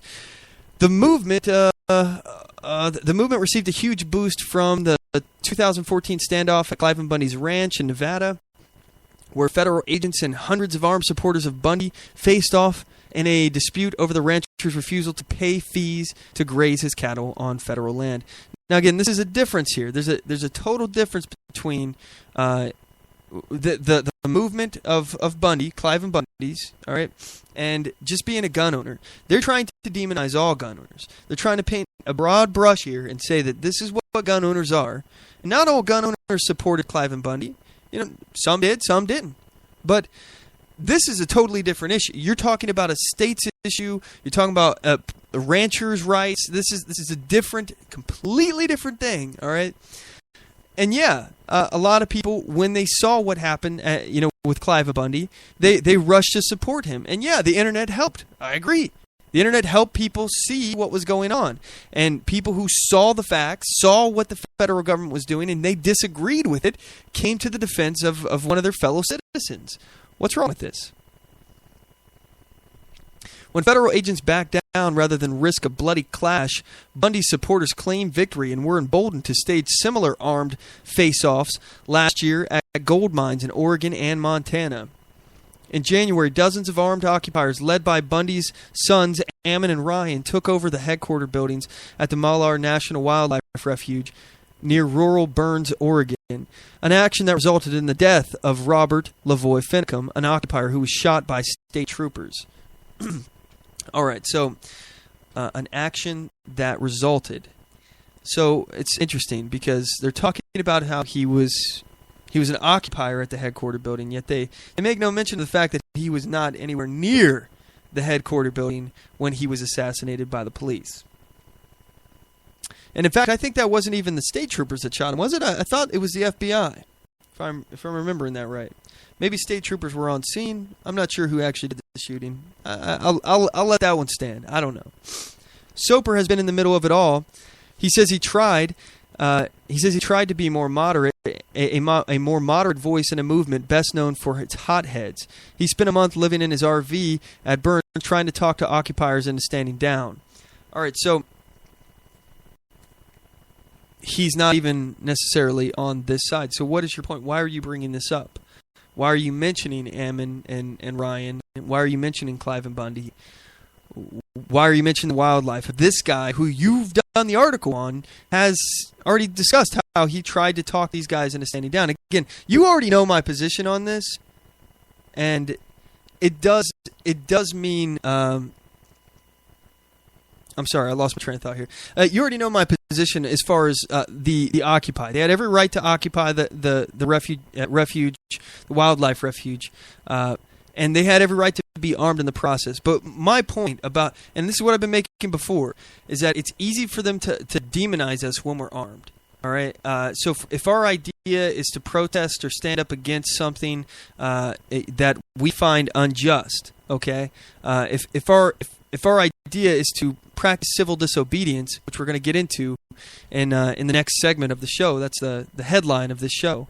If this is our point, then we ought to not do things that take away from our message. And this is why I've been saying that, yeah, they had every right to be armed, but I didn't think they ought to be, because they could have served the same purpose. They could have had the same effect, if not better, I would argue, by not being armed. Because number one, and I think they picked a bad location. I would have picked a city, somewhere where you have Wi-Fi access, where you can stream online quickly. You got access to cell towers. You can't. There's no way that they could hide video. We wouldn't be relying on video, provided by the federal government. Wouldn't have been any of that. Again, my idea is that you go occupy something like that. If you're trying to protest some of these federal government policies, the Bureau of Land Management, you go occupy one of their offices, unarmed, peacefully, and you do a sit-in. And when they throw you out, or you record it and you show how they're treating unarmed protesters. And if they don't throw you out, you continue to stay there, and you do like Donald Trump does and control the media narrative, and you move to the next thing. You keep making news. You keep making news every single week. You make news. You leave that one up. If they decide to leave you there, you go occupy another federal building. You go occupy another one next week. You just keep making news, getting in front of the American people, showing people how the federal government is treating people. And if the federal government is not throwing you out, if the police aren't throwing you out because you're unarmed, again, the argument is that these people should be armed because they need to be able to defend themselves from people trying to throw them out of there or something. Look, they have a right to be armed. I'm not disagreeing with that, but I think it does take away some of the message, and it makes it easier for these people, the left, to demonize us. Now, again, I'm not criticizing my own side here, all right? I am 100% behind the Bundys in that they had a right to do what they did. So, anyway, back to the article here. The guy, Soper, he's not even doing what they're saying that he's doing. 2 days after Soper's last visit to the refuge, Finicum was killed in an operation in which the Bundys were arrested. An independent local investigation concluded that the shooting was justified, although the U.S. Justice Department is investigating several FBI agents for possible misconduct. Again, I thought this was state troopers. What are you talking about the FBI for? Soper considers Finicum's death a murder. That kind of talk is a big deal, said Stephanie Douglas, who retired in 2013 as the FBI's top official overseeing foreign and domestic counterterrorism programs. Free speech doesn't make you a terrorist just because you disagree with the government. But if you start espousing violence and radicalizing your own people toward a violent act, the federal government is going to take notice. Shortly after the Bundy Ranch confrontations, 2 Bundy supporters who had been at the ranch, Jared and Amanda Miller, killed 2 police officers and a civilian, and also died in a Las Vegas shooting rampage. Police said the couple left a note on their body, on the body of one of the officers they had shot at point blank. It said, "This is the beginning of a revolution." So basically they're trying to link the Bundys with a mass shooting. Again, in every kind of anti-government group, you're going to have extremists, and you're going to get people like this. If you look on the left, there's a whole lot more violence in their anti-government radicals. This is why it's so important for us to filter ourselves, to self-sort, to look out into the people that we're associating with and decide, hey, we don't want to be associated with you. You are, in fact, one of the minority of people who are racist, or you are, in fact, a violent person who may lash out, because we know we have to be above reproach, because the left is constantly putting the microscope on us, constantly trying to make us look like we are the bad guys, constantly trying to demonize us. So we can't strike when we are struck, and therefore we can't associate with people who will. I don't think we can. That's my personal opinion. You're free to do whatever you want. I just think it's the way I'm talking about doing it is much more effective and is much closer to Dr. Martin Luther King's and Mahatma Gandhi's version of what nonviolent resistance is, of how to make a difference. But anyway, we're going to cut to a commercial break. When we come back, I want to actually play a clip here of another way that the left has been trying to make us look bad, trying to demonize gun owners, and how Katie Couric has been caught red-handed trying to edit out an interview and make gun owners look just so dumb. If you would like to join in on this conversation, I know James has been commenting in the chat room. James, I would love it if you call in, man. The number to the show is 360-450-5625. Again, that is 360-450-5625. We'll be right back after this break. Don't go anywhere. Oath Keepers is a nonpartisan association of current active duty military, reserve, guard, veterans, peace officers, and firefighters who will fulfill the oath we swore, with the support of like-minded citizens who take an oath to stand with us, to support and defend the Constitution against all enemies, foreign and domestic. So help us God. Join us at oathkeepers.org.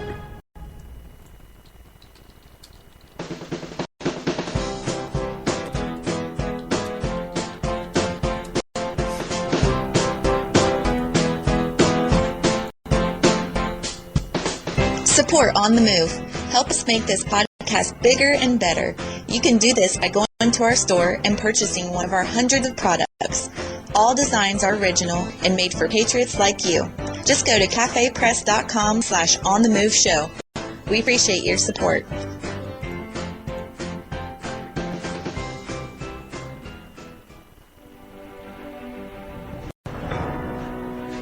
Hi, I'm Latasha Worley, and I work with candidates to creatively and effectively communicate their message to voters.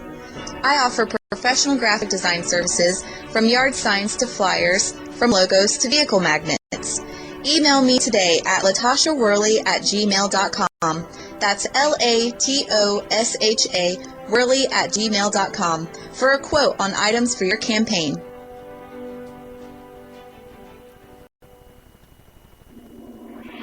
Broadcasting from deep within the heartland of free America, where liberty still shines bright. You're listening to On the Move with Mac Worley III.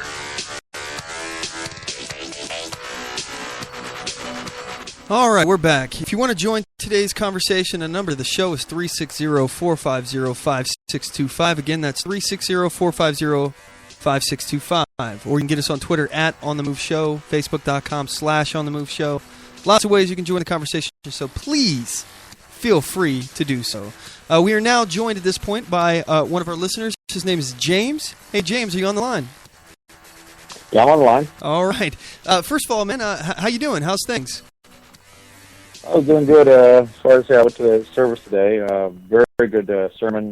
My pastor is a modern-day Black Robe Regiment pastor. He's a 25-year chaplain, retired full-bird colonel, and his sermons are the most conservative things you've ever heard. I mean, he is just right on. He doesn't hold back at all, awesome, which I really like. Yeah, and by the way, I haven't mentioned this yet to anyone out there. Happy Memorial Day. We're coming up on it here, so pretty exciting stuff. You got any big plans other than attending the service there? Well, today I did a silent vigil outside of Force Line Memorial Chapel. It was me and a friend of mine who's an Air Force vet, and we stood at attention and basically, saluted as far as, the people that never came back. And even Army guy who joined as former combat medic in Vietnam War. And so we were out saluting for a while and doing that. And that was a lot of people appreciated us, being out there for that. So that's awesome. Yeah, doing stuff like that. It can be very, very sad, obviously, because a lot of people look at this this holiday as like a barbecue barbecue day. It's like I got a day off of work and it's time for me to barbecue and all this and all that. But this is a day for us to remember the people who have fought and have died for our freedoms. And it's not about just cooking out. I mean, that's all fine and good and stuff, and I'm not saying you shouldn't do that. But it's important that we at least acknowledge and think about the reason for the holiday itself. Right. Yeah, and plus with me, it's when people say Happy Memorial Day, I go, what? Yeah. Because they remember Memorial Day because, it's not a happy event for a lot of people, especially Gold Star families. Yes, sir. Yeah. Well, you know what? I said it, so I stand corrected. Thank you. I know. All right. So, I know. So it's just ingrained into us, unfortunately. Yeah. It's one of those things.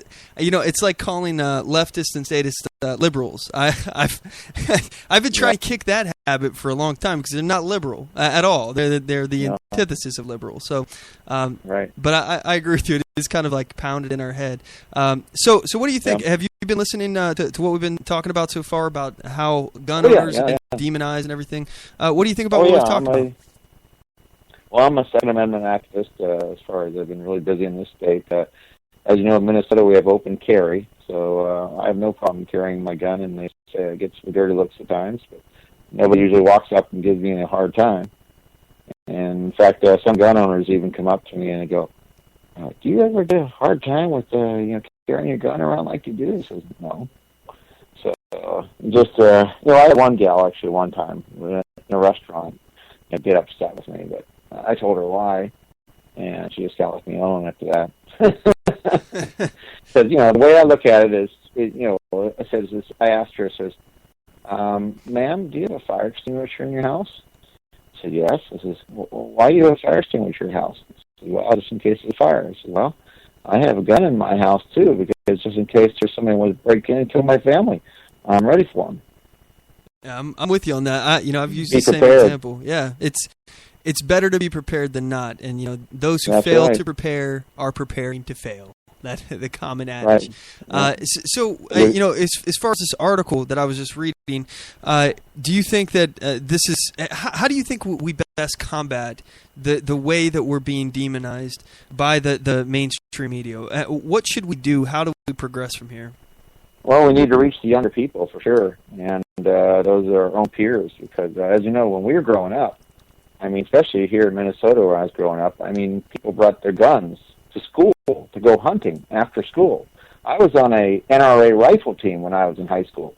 Guns were not a big deal at all. It's just like, oh, you have a gun, okay. It's like nowadays everybody freaks out, when there's a gun. We didn't have any shootings back then.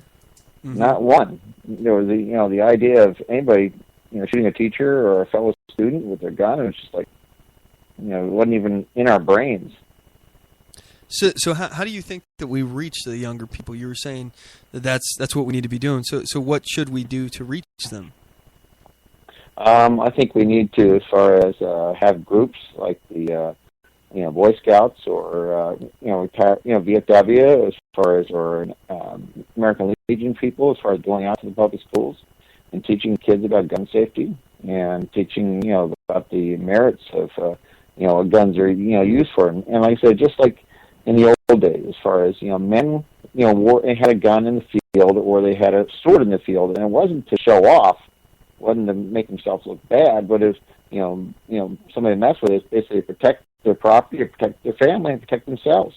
Mm-hmm. And that's what I tell my family. That's why I carry a gun, and I pray I never have to use the thing. I mind killing targets, but I would never want to kill anybody else. Mm-hmm. Unless I absolutely have to, is defending my life or defending my family. Yeah. And I'm sorry. And I found this out because my wife was taking a course or something on wedding planning at one point, and she was telling me that even in the positions of where the bride and the groom are the way they are. I believe the groom is on the right, if I'm not mistaken. And the reason why they're there is because the man's sword arm is typically the right arm, and in case somebody tried to stop the wedding or something through violence or something like that, they would be available and accessible to draw their sword quickly. And it's just kind of interesting that's historically we've been armed all the time. Right, and of course also too is in the older days, as far as men would always precede their wives or their girlfriends or whatever, so that way they could defend them if there was ever a confrontation. Mm-hmm. Yeah, exactly. This is actually one of the interesting. I haven't wanted to talk about this because I think that this is it's a big distraction issue. The bathroom, the transgender bathroom issue. But since I got you here, would you mind talking with me on this one?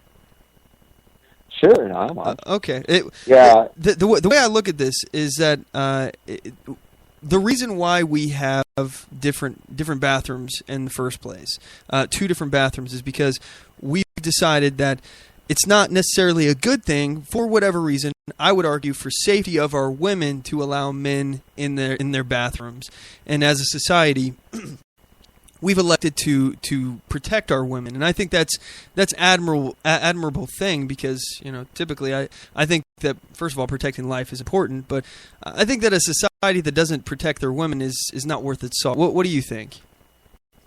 Oh yeah, I totally agree. As far as in fact, I had Wednesday I was at a happy hour at McCormick and Smith in my area, and I bumped into a gal at Bruin. I was telling actually she believe it or not, she was up from Indiana. Training gals or folks as far as pharmacists at Targets. They're being taken over by CVS because I guess the Target whatever. They weren't making any money as far as their pharmacies. But CVS is now taking over. And so I was telling her as far as that, I was really disappointed with Target and their bathroom policy. And needless to say, you could tell right when I said that, she didn't like what I was saying. And I said, as far as it's, we should be protecting women because, there are bad people in this world and they will take advantage of the situation. It's just, I disagree. It's like, okay. Well, apparently a lot of other people have been disappointed by Target as well because their stocks have been dropping since the announcement. I don't know if that's related to it, but I would imagine it couldn't have helped. Oh, yeah. So let me ask you: do you have children? Well, my children are grown up, but yes, I do. My daughter is 26 in June, and my son will be 24 in October. Okay, so I just want to lay out this scenario here, right? In a situation where Target, because again, I believe this whole thing is a states' right issue as far as public bathrooms that are public property owned and paid for by taxpayers. This is not a federal issue. Federal government should not be withholding federal funds, and in fact, I disagree with subsidies from the federal government for all this crap in the first place. But I digress. It's not the way the situation is.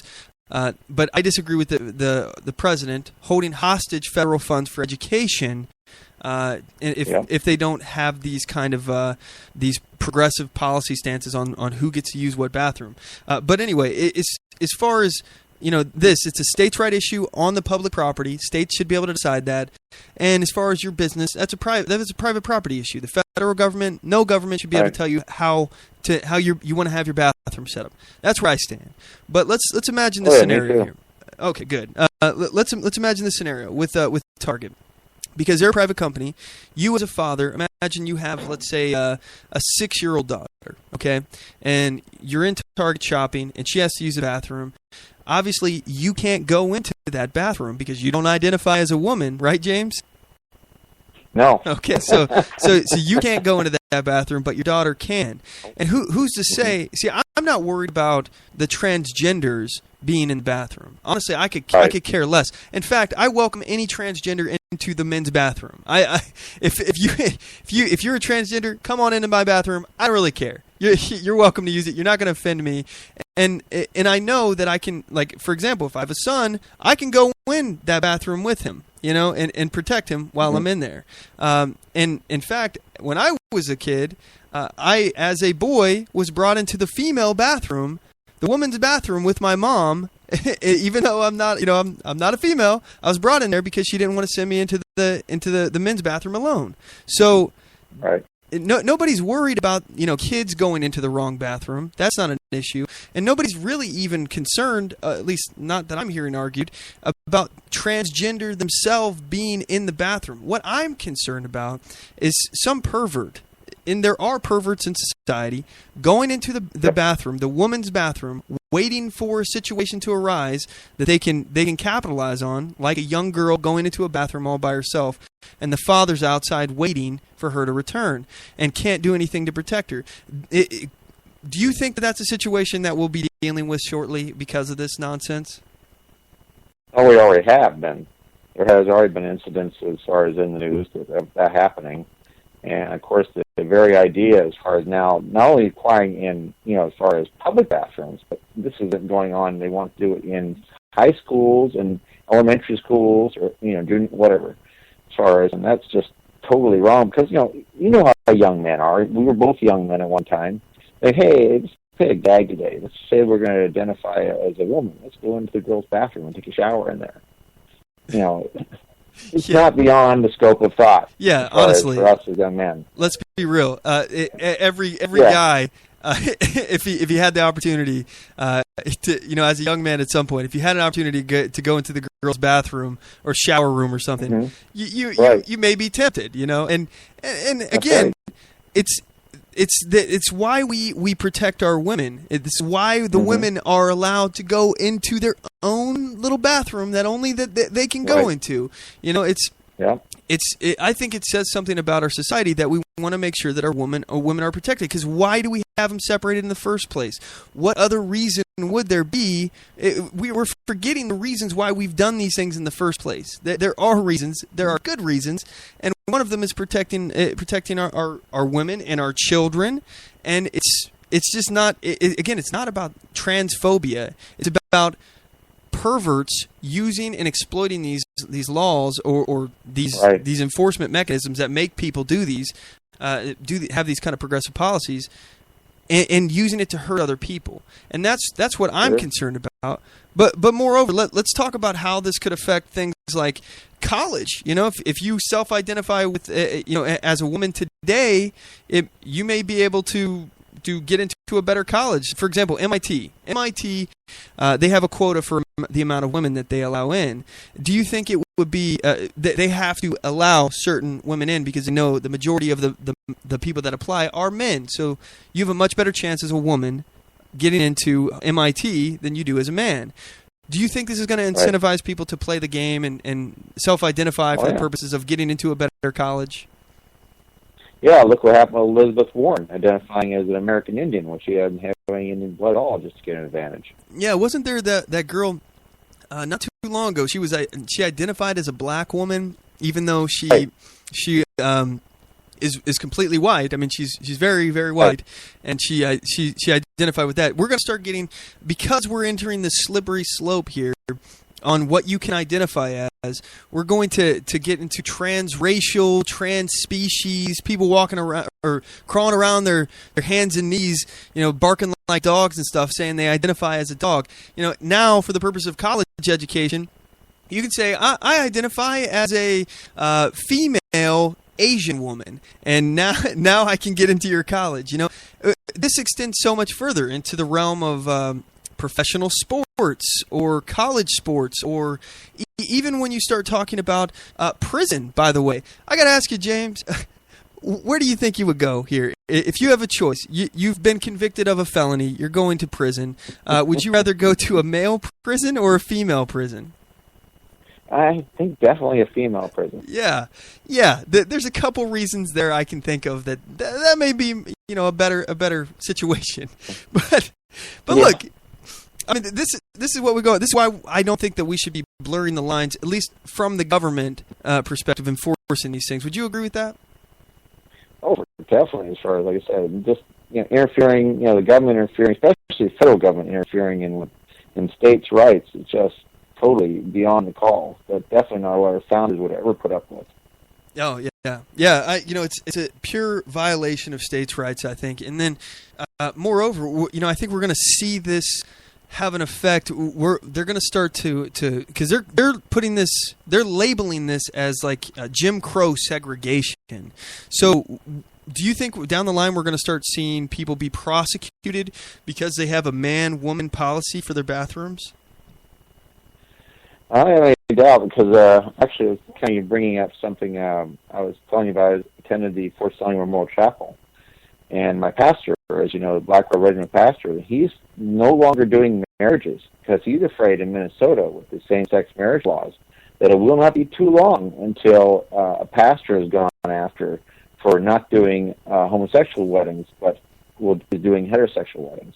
So that's where we're going. Yeah, we're going in that direction. Yeah, we're going to see people being prosecuted. This is going to be no different than the bakers who would not bake a cake for a gay wedding. Right. I think if you won't let a man who identifies as a woman today into your bathroom that is labeled for females only, then you're going to get prosecuted in the same way. This is again the federal government imposing its will on states, private property owners, pastors, churches, and individuals. And most of this, again, the main reason why the federal government, the founders were against the federal government passing these broad laws and having just one law of the land, the reason why they were opposed to that is because they believed that states' rights was important only because states have, first of all, more skin in the game. They're the people on the ground. And secondly, they're better at making these decisions. And they're going to be able to respond faster because they can see the things. And it's also easier for people to communicate with their local legislators than it is for you to contact somebody in D.C. who doesn't give a crap about you. Right. Yeah, local control is always preferred, over as far as the big encroaching federal government that, says, we're state government for that matter, because it used to be that charities were pretty much run in the towns, by the local churches and the local civic groups, and they would have to verify as far as who actually needed, the help. Nowadays, just send them a check. They don't care. Yeah. I'm really, this is one thing that I just don't get from my fellow libertarians. I'm a small L libertarian, so I'm not a big L. I don't associate myself with the Libertarian Party, but I do with the philosophy. And right. The one thing I don't understand within the Libertarian Party is not all of libertarians, by the way. There's some. There's a dynamic representation inside the party of views. A lot of people believe different things, but some people in the party have this utter disdain of religion. And personally, I'm not religious. I'm agnostic. I don't know what the truth on the matter is. All I know is that I'm not deciding today. That's where I stand. So, but my view on this is, even though I'm not religious, I think that people have a right to have an objection, a religious objection to doing something. I don't believe, and especially as a libertarian, I don't believe it's just to use force against somebody who refuses to do something that violates their religious beliefs. Right. Can you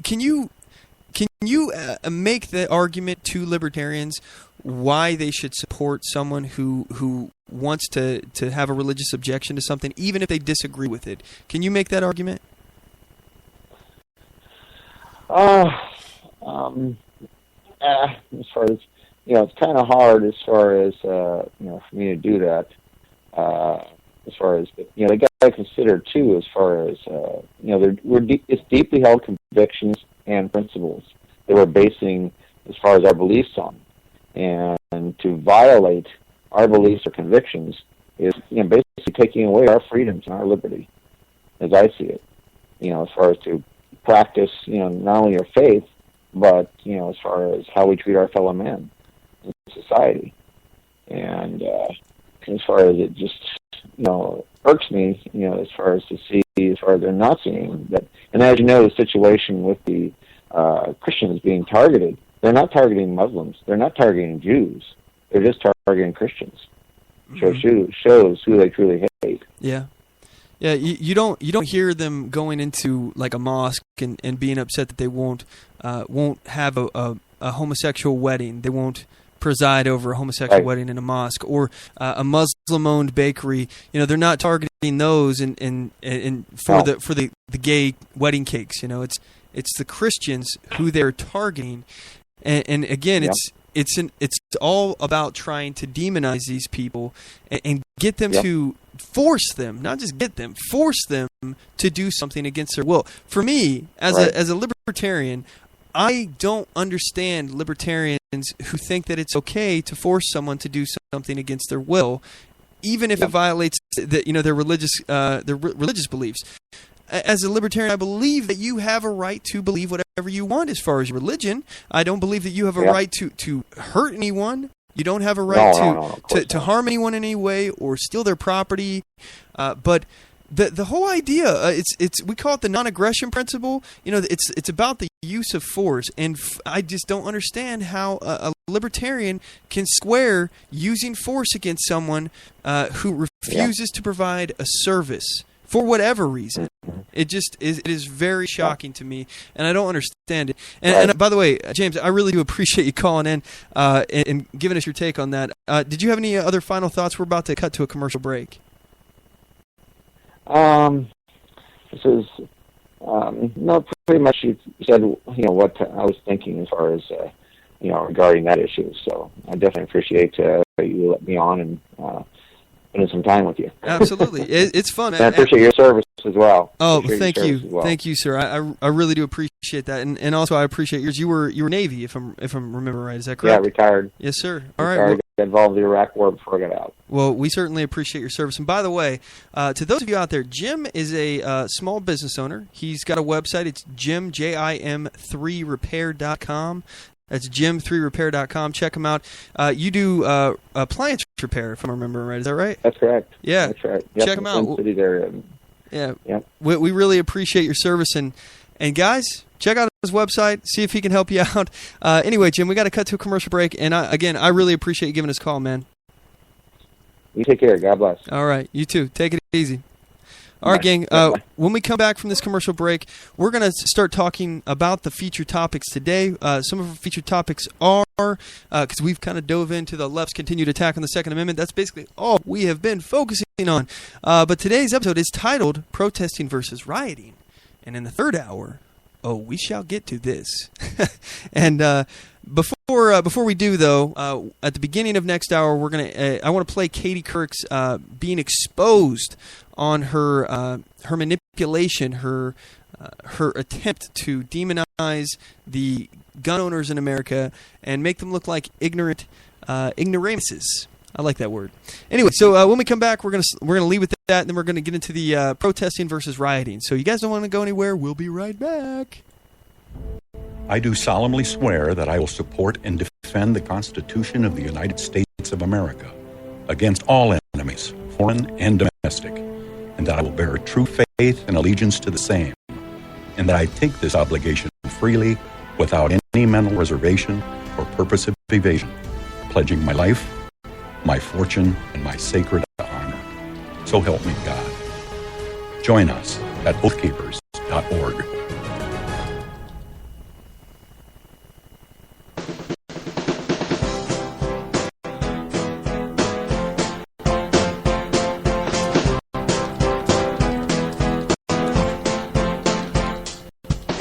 Support On The Move. Help us make this podcast bigger and better. You can do this by going to our store and purchasing one of our hundreds of products. All designs are original and made for patriots like you.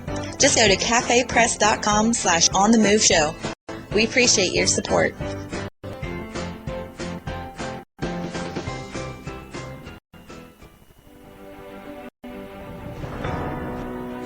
Hi, I'm Latasha Worley, and I work with candidates to creatively and effectively communicate their message to voters. I offer professional graphic design services from yard signs to flyers, from logos to vehicle magnets. Email me today at latashaworley@gmail.com. That's LATOSHA Worley@gmail.com for a quote on items for your campaign.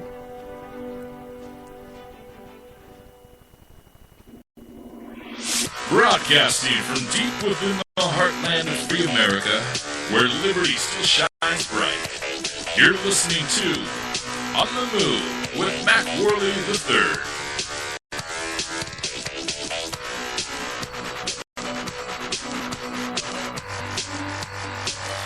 All right, gang. This is the third hour of the program. This is the overdrive hour, where we talk about stuff that we couldn't fit in. I'd like to give a big thanks, a shout out to Jim for calling into the program, for joining us. I know I put him on the spot in a couple of those places, and I thought he handled himself really well. So thanks so much, Jim. Really appreciate that. I love it when people join the conversation. I'd rather have a dialogue than a monologue. So that was fun. All right, so now we got to get to some business here. I want to expose Katie Couric. She has been exposed already. That sounds funny. But here is Katie Couric, how she's edited this documentary she was working on to make it appear as though when she asked a question, gun owners could not, or gun activists or advocates could not answer it. So here's a clip. Let me ask you another question. If there are no background checks for gun purchasers, how do you prevent felons or terrorists from purchasing a gun?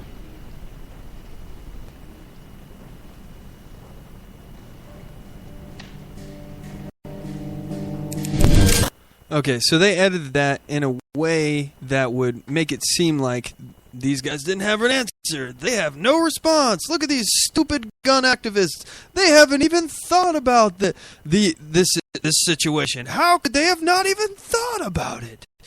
And anyway, here's what really happened. And this is from a Alex Jones clip, so you may hear some of the moderators talking. I'm going to try to narrow this down to where we skip over them talking and just get to the audio, but might miss it. So just FYI, if you hear some random people talking, that's what it was about. So here it is. Take a listen. How do you prevent felons or terrorists from walking into, say, a licensed gun dealer and purchasing a gun? Well, one, if you're not in jail, you should still have your basic rights, and you should go buy a gun. So if you're a terrorist or a felon?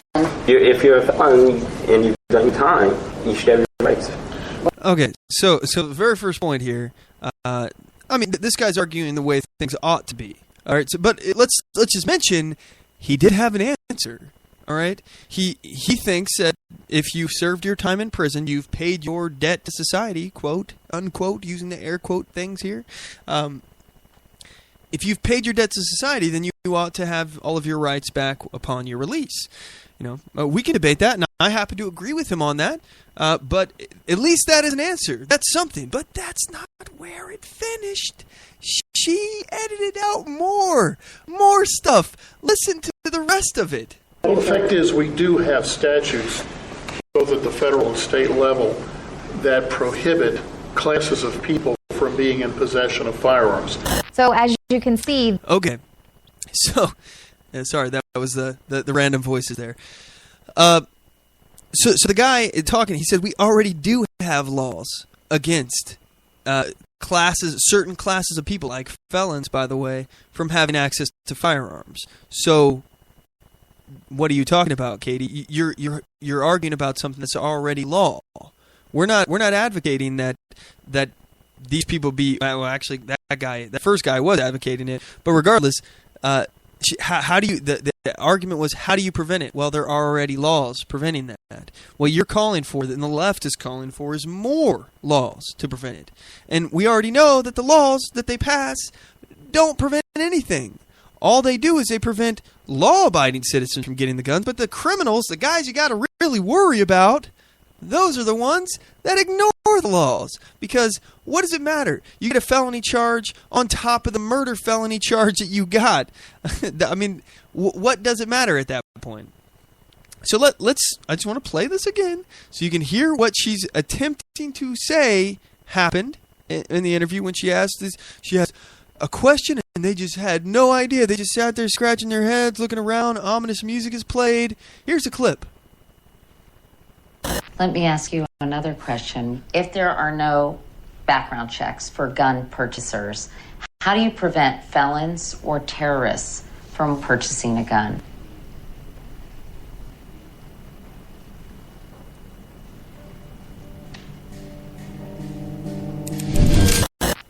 So this is how the left will try to manipulate. Again, one more time, their answers, just so you know, and it's there, that they had something, they had an answer to this. Take a listen. How do you prevent felons or terrorists from walking into, say, a licensed gun dealer and purchasing a gun? Well, one, if you're not in jail, you should still have your basic rights, and you should go buy a gun. So if you're a terrorist or a felon? If you're a felon and you've done your time, you should have your rights. Well, the fact is, we do have statutes, both at the federal and state level, that prohibit classes of people from being in possession of firearms. So, all right. So as far as that answered, she's caught red freaking handed trying to manipulate and make these people look stupid. Trying to change. I mean, that changes the whole course of the interview. It's very shady, and this is all part of, again, the media, the mainstream left-wing insane media trying to paint gun owners out as terrorists, threats to the government, and stupid. Again, it's not that the real truth is they don't even listen to our arguments, but we're the dumb ones. We're the stupid ones. We're the ignorant ones. Okay. I'm done with you now, Katie. You're a highly paid, overpaid, by the way, dinosaur. Your type of news broadcasting is ending, and it can't end quick enough, in my opinion. So let's go ahead and go to the featured topic of the day. I want to talk about the difference between protesting, civil disobedience, and rioting. This is extremely important. This is a fun conversation I've been having with you guys about this difference in our group. By the way, if you're not a member of our group, I don't know what you're doing. You need to go there. I would certainly appreciate it because I would love to have conversations with you. This is my preferred method of talking to you.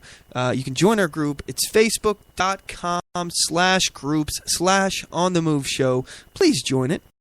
Join the conversation. We have all sorts of interesting talks in there, and I would certainly like to talk with you in there. So, anyway, let's start out by talking about. Let's see here. We have nut job. This is where this conversation originated in our group. Nut job students protest armed campus police at PSU. This is an article on Progressives Today written by Michael Strickland. And basically, these people were laying down in the street in protest. In the street. So I'll read the article. I'll read at least some of it here. The normal cast of characters were out in force on May 10th as students at Portland State University staged a walkout to protest the arming of campus security. It started off at the steps of the library where they chanted, "We want real diversity, not a police state university." That's funny. A small contingent from the Students for Trump group showed up, one holding a sign that read, "Thug lives don't matter," for which he was promptly attacked by one of the members of Rose City Antifa. I don't know what that is. Complete with an ACAB shirt. All cops are bastards, apparently, is the acronym there. The highlight of the protest centered around a die-in where students stormed the street out front of the university president. Out front of the university president and administrator building, laying down in the middle of the road to symbolize being shot by the new campus police. This had traffic backed up for several blocks, including buses and streetcars. A lot of us who are abused, so to say, are gonna be laying down in the street outside so Wim can see us. Is that what that says? Wim? Yeah, Wim can see us. I don't know what that is. Wim. I'm looking around for some kind of reference here. No idea what that is. So Wim can see us. So he knows what the Board of Trustees does to us, which is it kills us. One of them explained before the demo. I need an explanation on that explanation, please. But before they ended up there, they took turns at the megaphone in different areas at the library. Don't they know that you're supposed to be quiet at a library? Jeez, come on. At the library, one of them shouts that the police are notorious for mishandling sexual assault cases. We all know that. They are often also rapists themselves.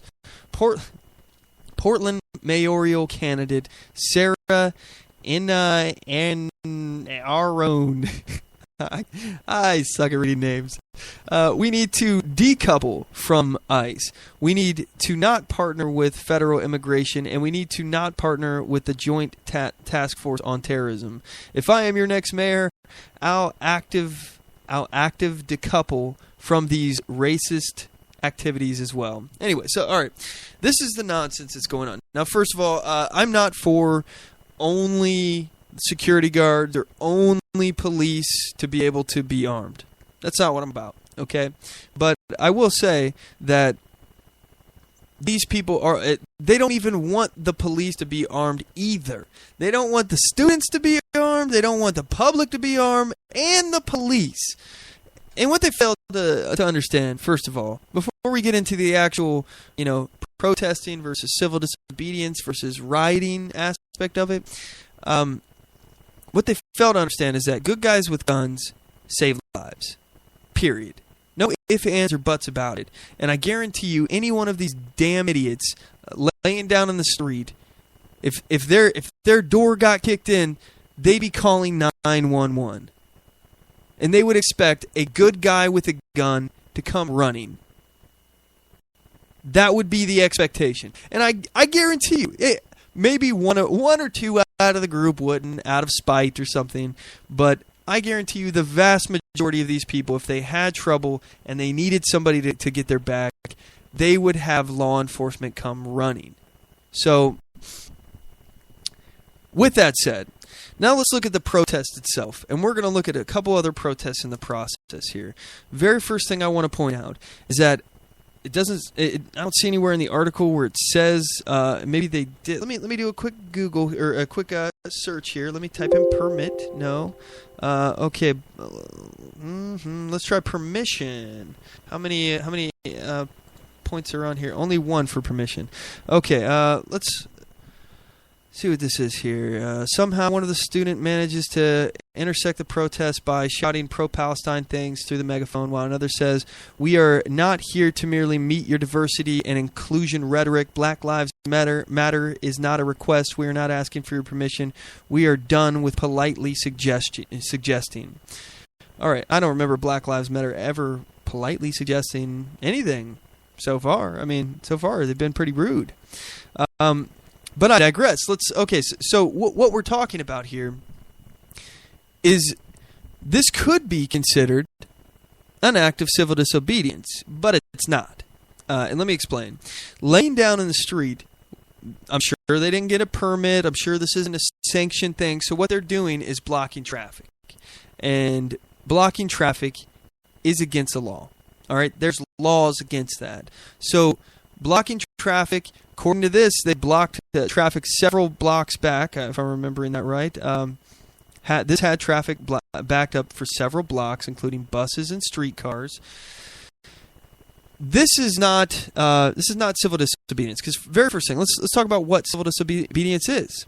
I led the show today, and by the way, I don't know if you guys like this, but I'm going to starting with a quote. Basically, something that sums up one of the points that I want to talk about here. This is a quote from Mahatma Gandhi. An unjust law is itself a species of violence. Arrest for its breach is more so. Now the law of nonviolence says that violence should be resisted, not by counterviolence, but by nonviolence. This I do by breaking the law and by peacefully submitting to arrest and imprisonment. That's Mahatma Gandhi. All right.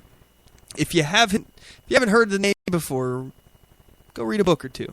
All right, I'm not trying to sound rude there. I'm just go read about him, please. You ought to. Very impressive man. What he did was very impressive. He set the course for nonviolent resistance, nonviolent struggle, how to wage nonviolent struggle.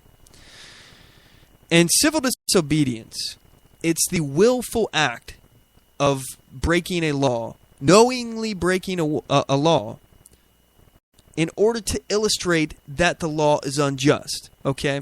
Let me make an example here.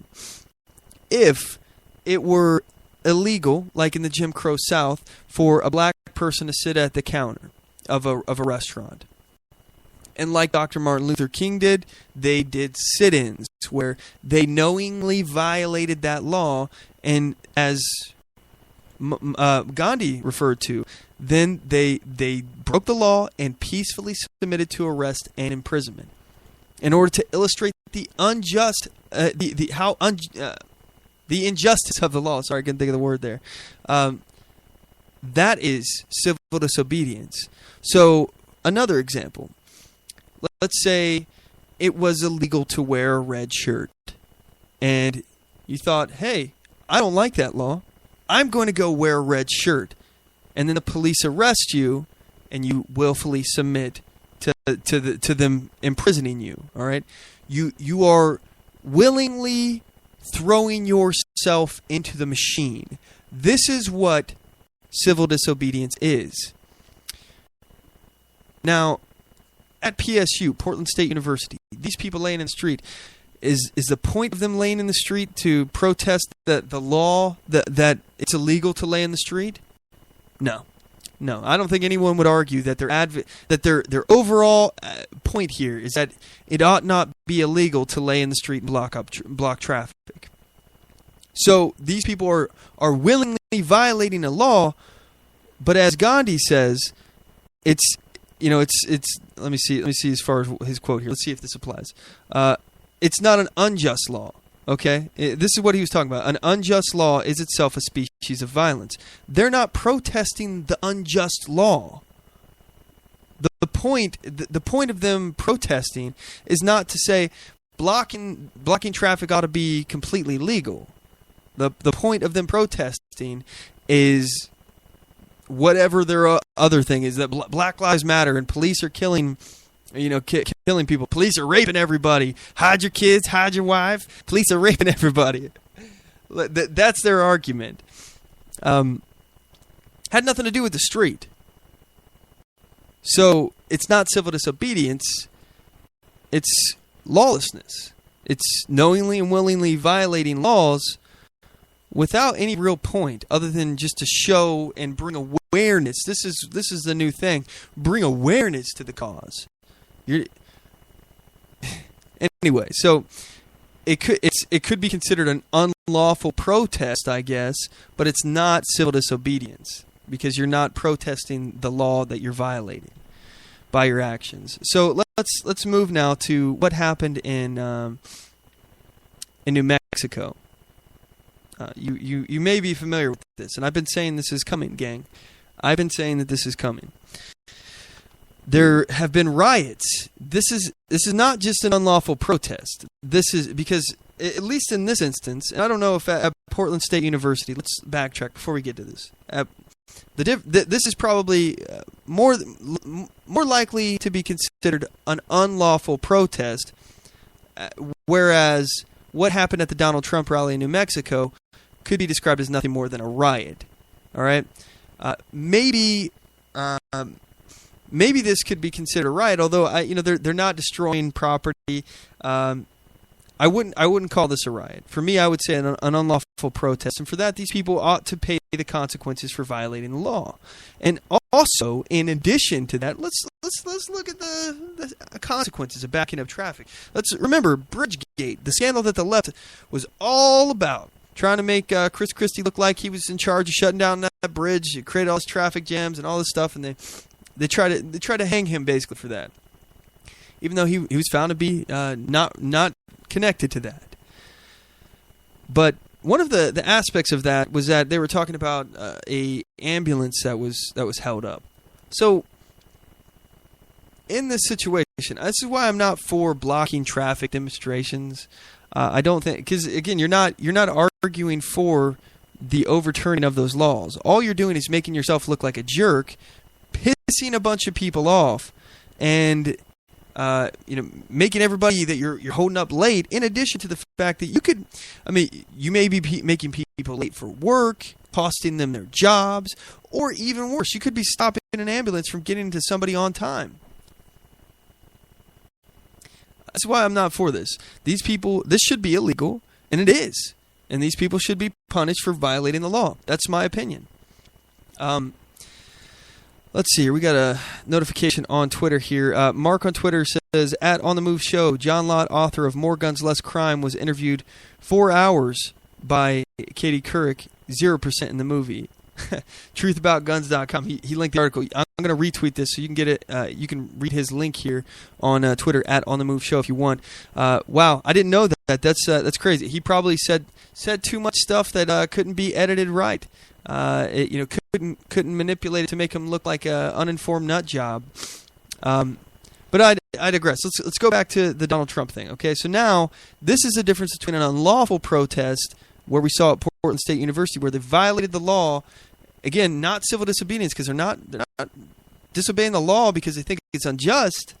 They're just disobeying the law because they want to create awareness, and this is the way that they think is best to do it, because it'll make news. They got a captive audience of people trapped in their cars. This is just one of the new tactics that they've been doing here, is these die-ins. Anyway, so now I've been telling you that there will be massive riots, and let me explain the dynamic. If you don't know, all right, and I don't blame you for not knowing, but if you don't know, the people who are doing these die-ins like this at Portland State University, the people who are part of Black Lives Matter, the people who are voting for Bernie Sanders, many of these people are the socialist, communist, anarchist, Black Panthers, all sorts of different lefty unions, all the stuff that converge in protests like May Day. that we've been talking about, the wanton destruction, how they'll destroy property. It's like a freaking riot every May Day, literally riot every May Day in places like Seattle, Washington. These people are dangerous revolutionaries, and they're not protesters in many cases. You know, when they start damaging property, you're not a protester. When you start being violent, even if you're spitting on someone. I've seen many videos where an anarchist at a May Day protest spits on somebody who's just trying to have a debate with them about where they stand, and they spit on them. That's assault. That's criminal. You should be arrested for that. But what's happening now on the left? The Bernie Sanders supporters are converging. Black Lives people are converging. The socialist, communist, Marxist, anarchists converging. Everybody from May Day, Black Panthers, all these people, they are converging against Donald Trump. And I'm not for Donald Trump, if you don't know, if you're new to the program or something. I'm never Trump, I'm never Clinton, I'm always Constitution. I'm looking towards the Libertarian Party, which, by the way, Gary Johnson, I'd like to talk about this in a minute, just won the Libertarian nomination. But this is why I've been warning you guys about why you shouldn't get caught up on either side of this whole never Trump thing.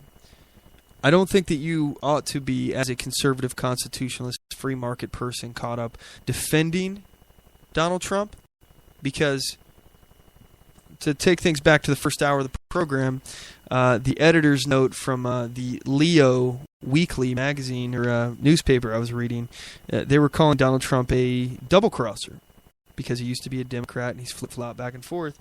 I think Donald Trump is not going to be what you hope he will be. Donald Trump is going to be whatever is popular. And a lot of his promises are worthless. You cannot count on what Donald Trump says his positions are today. So he's going to make you look bad, for one. He's going to taint the Republican, the conservative brand. Because he claims that he's a common sense conservative. This is what he says. He's a common sense conservative, which he's not. He's not conservative in any way. He's a progressive. So you shouldn't get caught up on that side, throwing your support behind him like that. You should not get caught up against him either. Now, I'm Donald Trump. Excuse me. I'm never Trump, but you're not going to see me out at any anti-Trump rallies. Unless circumstances dramatically change, you're not going to see me out at a anti-Donald Trump rally, because the people there are people who I wish not to associate with. They are the May Day protesters. They are the May Day protesters. And these are not people who... We're not working towards the same goals. Their idea is never Trump because they want socialism, they want a revolution, they want whatever they want. My idea is I'm never Trump because I want to bring us back to a more constitutional republic. And I don't think Donald Trump, nor the GOP at this point, is the vehicle to do that. We have opposing viewpoints on that. It's not enough just to be against the same thing. We have to be against the same thing for the right reasons. So this is why I've warned you, I've urged you not to get caught up on either side of the never Trump or, as Twitter, we're talking about Twitter here, always Trump movements. Never Trump, always Trump. Don't get caught up in it. Don't get caught into this thing, because you're going to associate with yourself with people that you shouldn't. And doing so will taint your brand, taint what your message is. So back to the Donald Trump rally here, the anti-Donald Trump rally that turned into a riot. Here's a clip. Welcome back to CNN's election coverage. There are scenes of demonstration and some chaos in downtown Albuquerque this evening, where Donald Trump spoke earlier, and a number of anti-Trump protesters gathered, threw rocks and other objects at police. Let's go to Jim Acosta who is in the vicinity of the chaos. Jim, what is going on exactly right now? Jake, we're standing out in front of the convention center where Donald Trump wrapped up that rally about an hour or so ago, and it is basically status quo. You have a number of Albuquerque police officers, some in riot gear, with barricades in front of these protesters. Some of the protesters are holding their hands up in sort of that hands up, don't shoot pose periodically. You do see some burned Trump signs that were lit on fire when things were really sort of getting out of control earlier this evening. Some fire extinguishers scattered around in the road in front of the convention center, just to give you a sign of how they were putting out small fires here and there outside this convention center. But it looks like, in terms of where there was that little bit of chaos, as you mentioned, Jake, outside this convention center, while the Donald Trump rally was going on, it appears that has been taken care of. That Albuquerque police have that under control. But there are still protesters. There are still demonstrators stationed in front of this convention center with their signs up, with these messages. Okay, so the banner underneath the breaking news here says, "Protesters light fires, throw rocks outside Trump rally." And there are protesters who, in this video, are jumping on police cars. Again, this is not protesting. This is rioting. All right? Destroying property, as we see in May Day, in the May Day protest. Destroying property, destruction of property is not civil disobedience. It is not protesting. It is lawlessness. It is violence. It is an act of aggression. It is a riot. There's a difference. It's important that we distinguish this difference, because if we blur the lines on what is protesting and what is civil disobedience and what is rioting, we don't do ourselves any favors. Let's call things what they are. Rioting is not protesting. We're going to cut to a commercial break. When we come back, we're going to start again with this. You guys don't want to go anywhere. We'll be right back.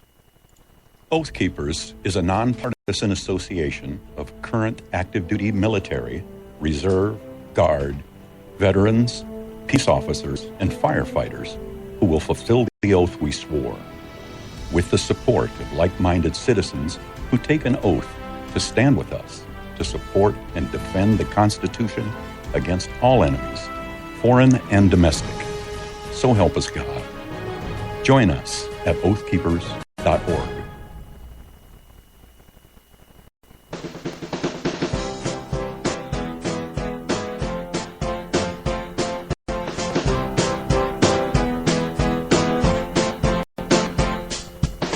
Support On The Move. Help us make this podcast bigger and better. You can do this by going to our store and purchasing one of our hundreds of products. All designs are original and made for patriots like you. Just go to cafepress.com/OnTheMoveShow. We appreciate your support.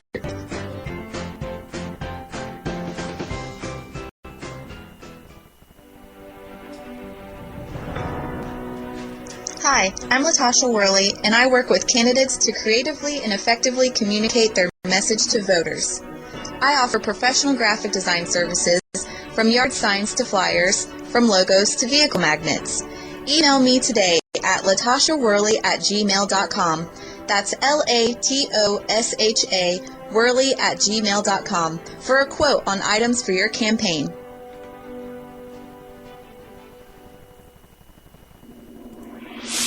Broadcasting from deep within the heartland of free America, where liberty still shines bright. You're listening to On the Move with Mac Worley III.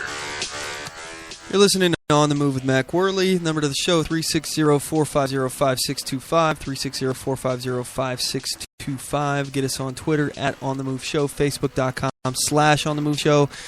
Those are the ways that you can communicate with us while we're live on the air. And by the way, if you message us, you have something particularly pithy, then even after the show, maybe if I like what you said, I'll read it on the next episode or something. So anyway, we were talking about the difference between protesting, civil disobedience, and rioting. The situation in Albuquerque, New Mexico, which, by the way, a little digression here, going off into the weeds. You know how I like it. I like saying Albuquerque. I don't know about you guys. It's just a fun word to say, Albuquerque. It's fun. What do you think? It's a good word. And it always reminds me of Bugs Bunny. When he was, he's like digging the hole. You see the little trail of dirt behind him, and then he pops up and he says, I think I took a wrong turn at Albuquerque. Anyway, just what some of my odd thoughts here. A little levity. Let's bring a little levity to the situation. All right, so back to the report. Protesters lighting fires, throwing rocks. That's not protesting, it's rioting. These are rioters. Let's get that straight. These people are not protesters. This is going to continue getting bigger and bigger. You're going to see more and more of this. And these people want nothing less than an outright revolution. These are the May Day protesters. These are the socialist, Marxist, communists, Black Lives Matter, anarchists. All of these people are lumped into this group. Some people are just, some people just want to watch the world burn, honestly. Some of these people are outright criminals and gangs who just want to utilize this chaos as a way to benefit themselves. These people, there's so many people. There may not be people who are, everyone out there are the categories of people that I'm describing. But the ones calling the shots, the one organizing, the ones who are using this for their own political ends are the ones I was talking about. They've converged together for that purpose. And then you have the useless idiots in the crowd who are just going along, just throwing rocks because, hey, I want to throw a rock at a police officer's head today. Why not? That sounds like fun. I want to be involved in a riot in Ferguson. I want to destroy my own community, local businesses who've done nothing at all to me.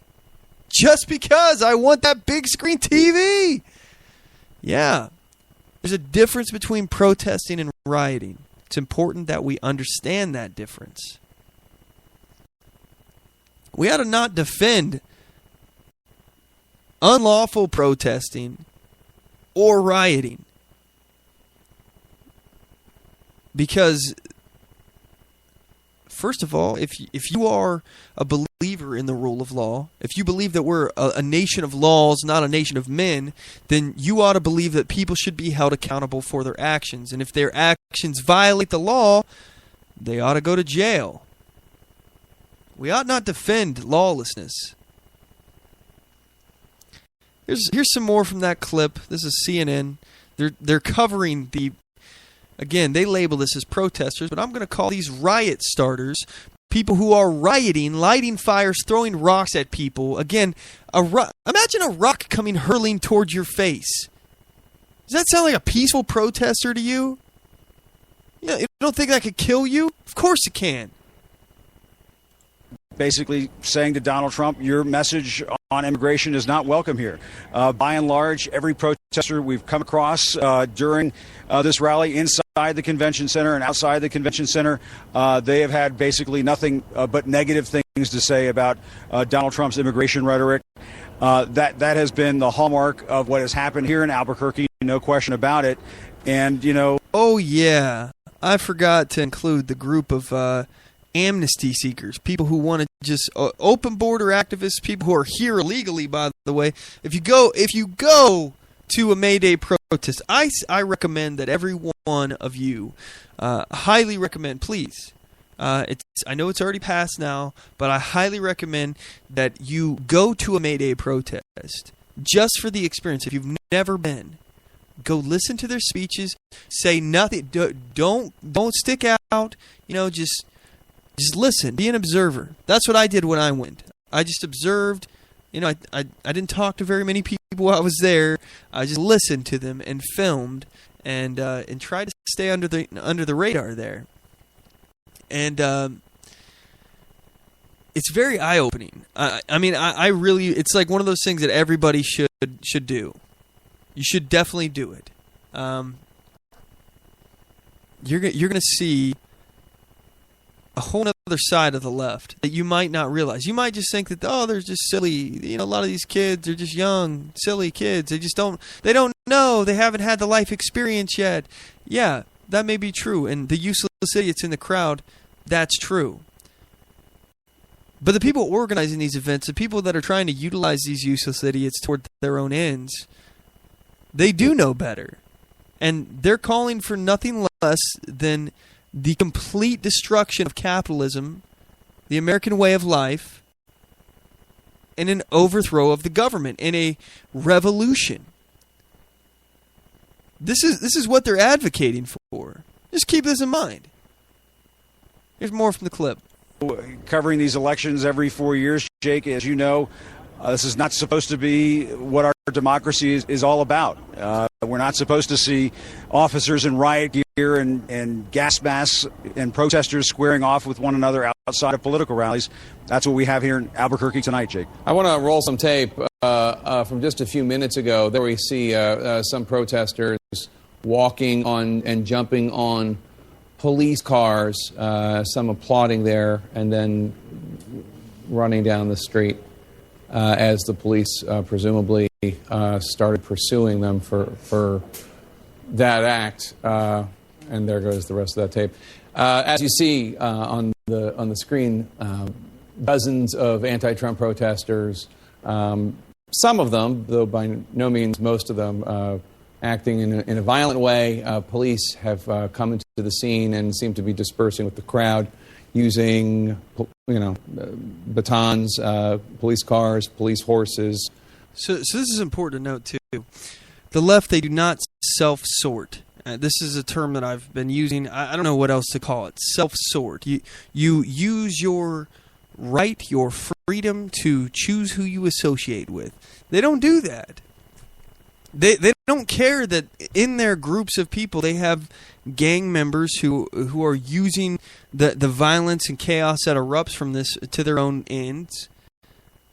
They don't care.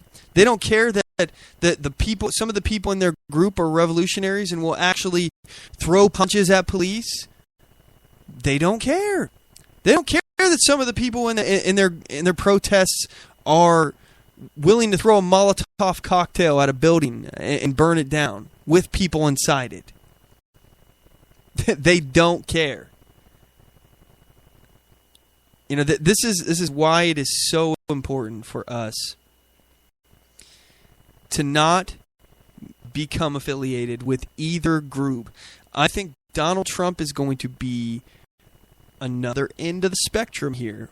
We're going to have the authoritarian power. Imagine Donald Trump in power and riots like this going on in the streets. We talked about this before. I feel like I may need a little reminder about the whole conversation I had about it, how I believe that this would react here. Let me, I wasn't going to do this today, but let me bring back a Richard Nixon commercial here from his campaign. Let me see. Commercial. This might be it. I always do random stuff like this here.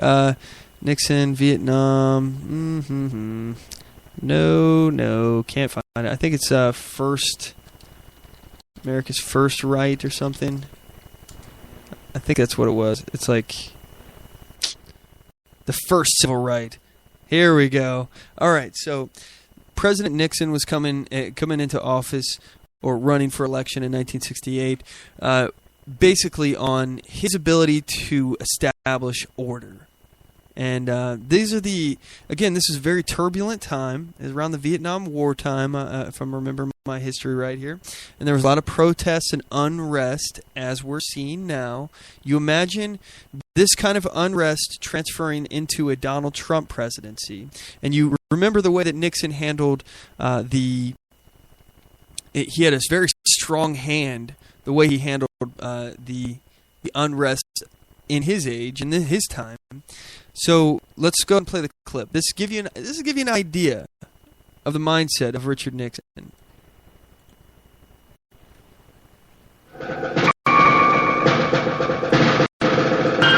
Okay, very obvious situation here. There's ominous music. There's flashes of pictures of police wearing, protective gear. People shouting. There's people bleeding. It looks like protesters or somebody who was, I don't know what happened, but they're bleeding.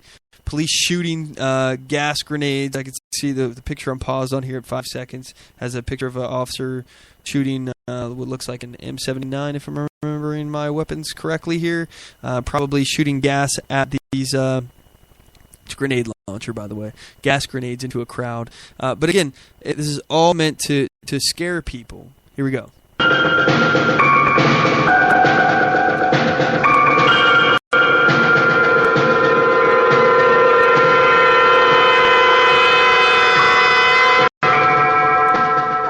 It is time for an honest look at the problem of order in the United States.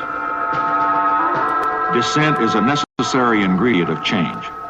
But in a system of government that provides for peaceful change, there is no cause that justifies resort to violence. Let us recognize that the first civil right of every American is to be free from domestic violence. So I pledge to you, we shall have order in the United States.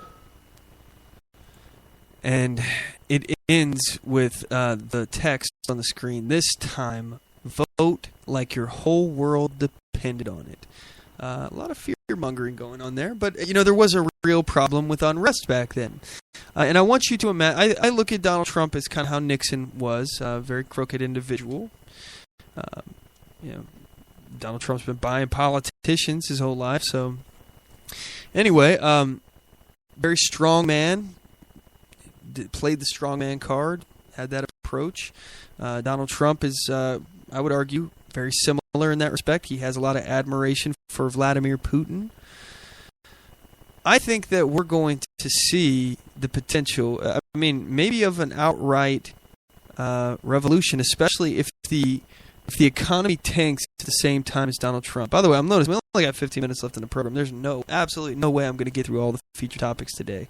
I don't even know what we talked about this whole time. But I tell you what, I had fun doing it. But anyway, here's more from the clip of this riot that was happening. Protesters running away, many of them waving Mexican flags. Let's talk about some of the images that we're seeing here. But I also want to talk, if I can, about something that Donald Trump said earlier today. Well, actually, Dan Simon is out there. Hold on one second, Jeffrey Lord. Dan Simon, you're outside there in Albuquerque on the scene. What are you seeing? What's going on?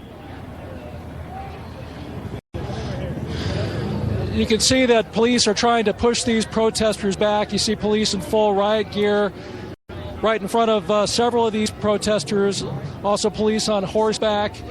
As you said just a moment ago, some of them are unruly, a small number at this point, but they are creating a lot of trouble at the moment. Police throughout the evening have showed remarkable restraint as protesters have thrown rocks and bottles at police officers. And obviously they want these folks to go home, but you still have a number of people out here. This is pretty surprising given what we saw earlier today when everything was completely peaceful on the streets of Albuquerque. Right now, though, you do have, I would say, a couple hundred people out here on the street, mainly young people, just observing what's happening as a few of them attempt to taunt the police. That's basically what's going on at the moment. Police doing whatever they can to try to encourage people to go home, but these people seem to want to stay put, Jake. So this is not civil disobedience. Again, I remind you, an unjust law is itself a species of violence. Arrest for its breach is more so. Now, the law of nonviolence says that violence should be resisted by Now the law of nonviolence says that violence should be resisted not by counterviolence, but by nonviolence. This I do by breaking the law and peacefully submitting to arrest and imprisonment. First of all, they're not protesting an unjust law. They are rioting for the sake of rioting. They're not happy.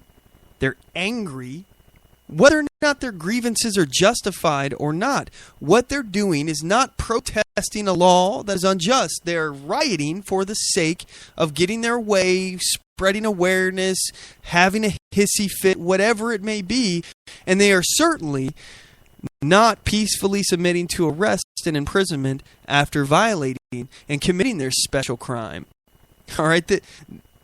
They're actively running away from police officers, destroying property, throwing rocks at police, taunting police. Look, if you come to this show to hear somebody bash on the police, you're in the wrong place, all right? I happen to have a hell of a lot of respect for oath-keeping peace officers. Those who look at the orders that they're given and determine whether or not they violate their oath to the Constitution first, before doing anything. If you determine that what you're doing as a law enforcement officer is for the purpose of protecting liberty instead of restricting another person's liberty for just simply because someone told you to do it, then I disagree with that. But if you're trying to protect the rights of individuals, as is the purpose of law enforcement to begin with, then I support you. And I happen to think that there are a lot of good police officers out there. There's a lot of bad ones too. And I'll tell you what, I will bring attention to the bad ones. I'll bring attention to the good ones, because the good ones need us to have their back. They go out there every day. They put their lives on the line, absolutely, and they do so while protecting our rights. If you're looking for somebody to just outright bash law enforcement, you're in the wrong place. That's not what I do. Again, when I was unlawfully arrested, those police officers violated the law. Of course, I don't have respect for that. But as you saw, I peacefully submitted to my arrest and imprisonment. I'm not about fighting police. You fight them in the court. You fight them through the legal system, the process that was created for us to do so. They say you can't beat the ride, but you can't beat the ride, but you can beat the charge. I think is roughly how it goes. I feel like I just had a Bush moment. You can't trick the trickster because the trickster's already been tricked. Sorry, that was probably a pretty bad Bush impression. Anyways, so let's move on here. I want to talk before the show ends. Gary Johnson won the Libertarian nomination for president. Let's go ahead and talk about that for a second. Here's an article on abcnews.go.com written by, wait for it, Ryan Striuk and Inez de la Cutara. Oh, man. I seriously, I would love to see like a compilation. If anyone out there is interested, I know this is hours and hours and hours of stuff. I wish I was important enough for somebody to make fun of me on this level. Only because I like self-deprecating humor. I've seen compilations of what was that, Reverend civil rights? I think it was Not So Sharpton. Al Sharpton. There we go. He did a show, a talk radio, or no, a talk show or something on MSNBC, and he would always slaughter stuff off the teleprompter, all the words, and somebody made a compilation of his mistakes. I would love to see a compilation of me trying to name people who wrote articles, because I suck at this. Jeez. Anyway, so back to the article. ABC News, Gary Johnson wins Libertarian nomination for president. To be honest, I'll be real honest with you guys. I'm kind of disappointed with this. I was really hoping that Austin Peterson would get the nomination. He's more palatable to me, in my opinion. Look, there's nothing wrong with voting for Gary Johnson. There's some things I don't like about him, as all candidates do. But I will very likely be voting for Gary Johnson unless I run across, in my researching of him further, I run across something that stands out. So it's something that I feel like is a deal breaker, and I'm going to go through this a lot on Gary Johnson because at this point, I'm not about voting for the lesser of two evils. I want to use the Libertarian Party as the vehicle to promote the Constitution and free markets, and I hope that Gary Johnson is someone who I can get behind. I've never voted for him before. I've met the man before. I've listened to him speak. I liked what he had to say, although I've been seeing his social justice warrior side, and that is kind of concerning to me. It shows his lack of respect for religious belief. He thinks that it's okay to force people to do things against their will, against religious objections, and that's a problem for me. So I'm not quite certain where I'm going to fall on this whole thing. I was really hoping that Austin Peterson would have gotten a nomination, but it doesn't appear so. So here's the article. Former New Mexico Governor Gary Johnson has won the Libertarian nomination for president. Hoping to emerge as a viable contender against the two major party nominees in the general election, Johnson says he aims to tap into voters' broad reluctance to fall in line behind Donald Trump and Hillary Clinton. But Johnson needed to fend off challengers from more extreme wings of his party, originally falling 5 votes short of winning the 463 delegates needed for the nomination on the first ballot at the party's national convention. Delegates voted a second time, giving Johnson the majority he needed, which was 55.8% is what he received in the second vote. Johnson defeated 5 hopefuls to secure his place on top of the Libertarian ticket, which will likely be the only third party on the ballot in all 50 states. So this is important. I've been saying that we can use I think there's plenty of room in the Libertarian Party for conservatives. I think a rebrand is in order, especially with the way that the media has been treating gun owners, Republicans. We've been demonized, and we're going to be continued to be demonized as this goes forward. With Donald Trump at the helm of the GOP, Donald Trump himself, by the left, is considered racist, misogynist, bigoted. He's a crony corporatist, admittedly. He's been buying politicians to get special favors for years. You can't talk about how successful of a businessman you are and how smart you must be by doing that if the way you got there is by crony corporatism. It's by getting special favors, by having the government create an unfair playing field, which gave you a competitive market advantage. This is what's going to be painted onto stained onto the Republican Party for years to come.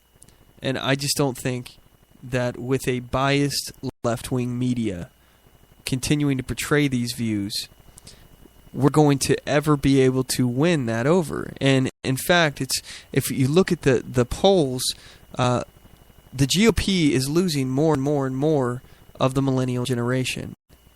Year after year, we're getting less millennials. At this rate, there's not going to be a GOP. I think that the Libertarian Party does appeal to a large swath of young people. I think most people in the millennial generations are libertarians and don't even know it. It's time for conservatives and libertarians, small government people, constitutionalists, free market advocates, anyone who just wants the government out of their damn way, to come together.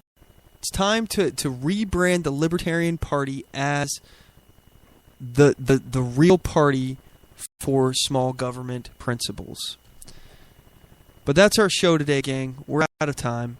I'd love to sit here and chat with you more. I had a lot of fun today talking with you. I want to thank Jim for giving us a call. Again, check out his website. I believe that was Jim3Repair.com. Yes, it is, Jim3Repair.com. Check out his website. Support a small business and a veteran. It is going to be Memorial Day tomorrow, so FYI. Check out our website, OnTheMoveShow.com. We broadcast from there, and Spreaker.com/OnTheMoveShow. I would appreciate if you follow us there as well. We broadcast from both of those sites every Sunday at 5 p.m. Pacific Standard Time. It's 8 p.m. Eastern Standard Time. Also, while you're on our website, OnTheMoveShow.com, click the shop link on there. We got lots of original products as far as T-shirts, hoodies, phone cases, coffee mugs for sale on there, like our I Heart Open Carry shirt, our Bare Arms shirt, our Be Libertarian shirt. So much more coming. Check that out. That's our shop on OnTheMoveShow.com. Also, don't forget to like us on Facebook.com/OnTheMoveShow. Follow us on Twitter.com/OnTheMoveShow. Subscribe to us on YouTube.com/OnTheMoveShow. And as always, know your rights, assert your rights, and get on the move.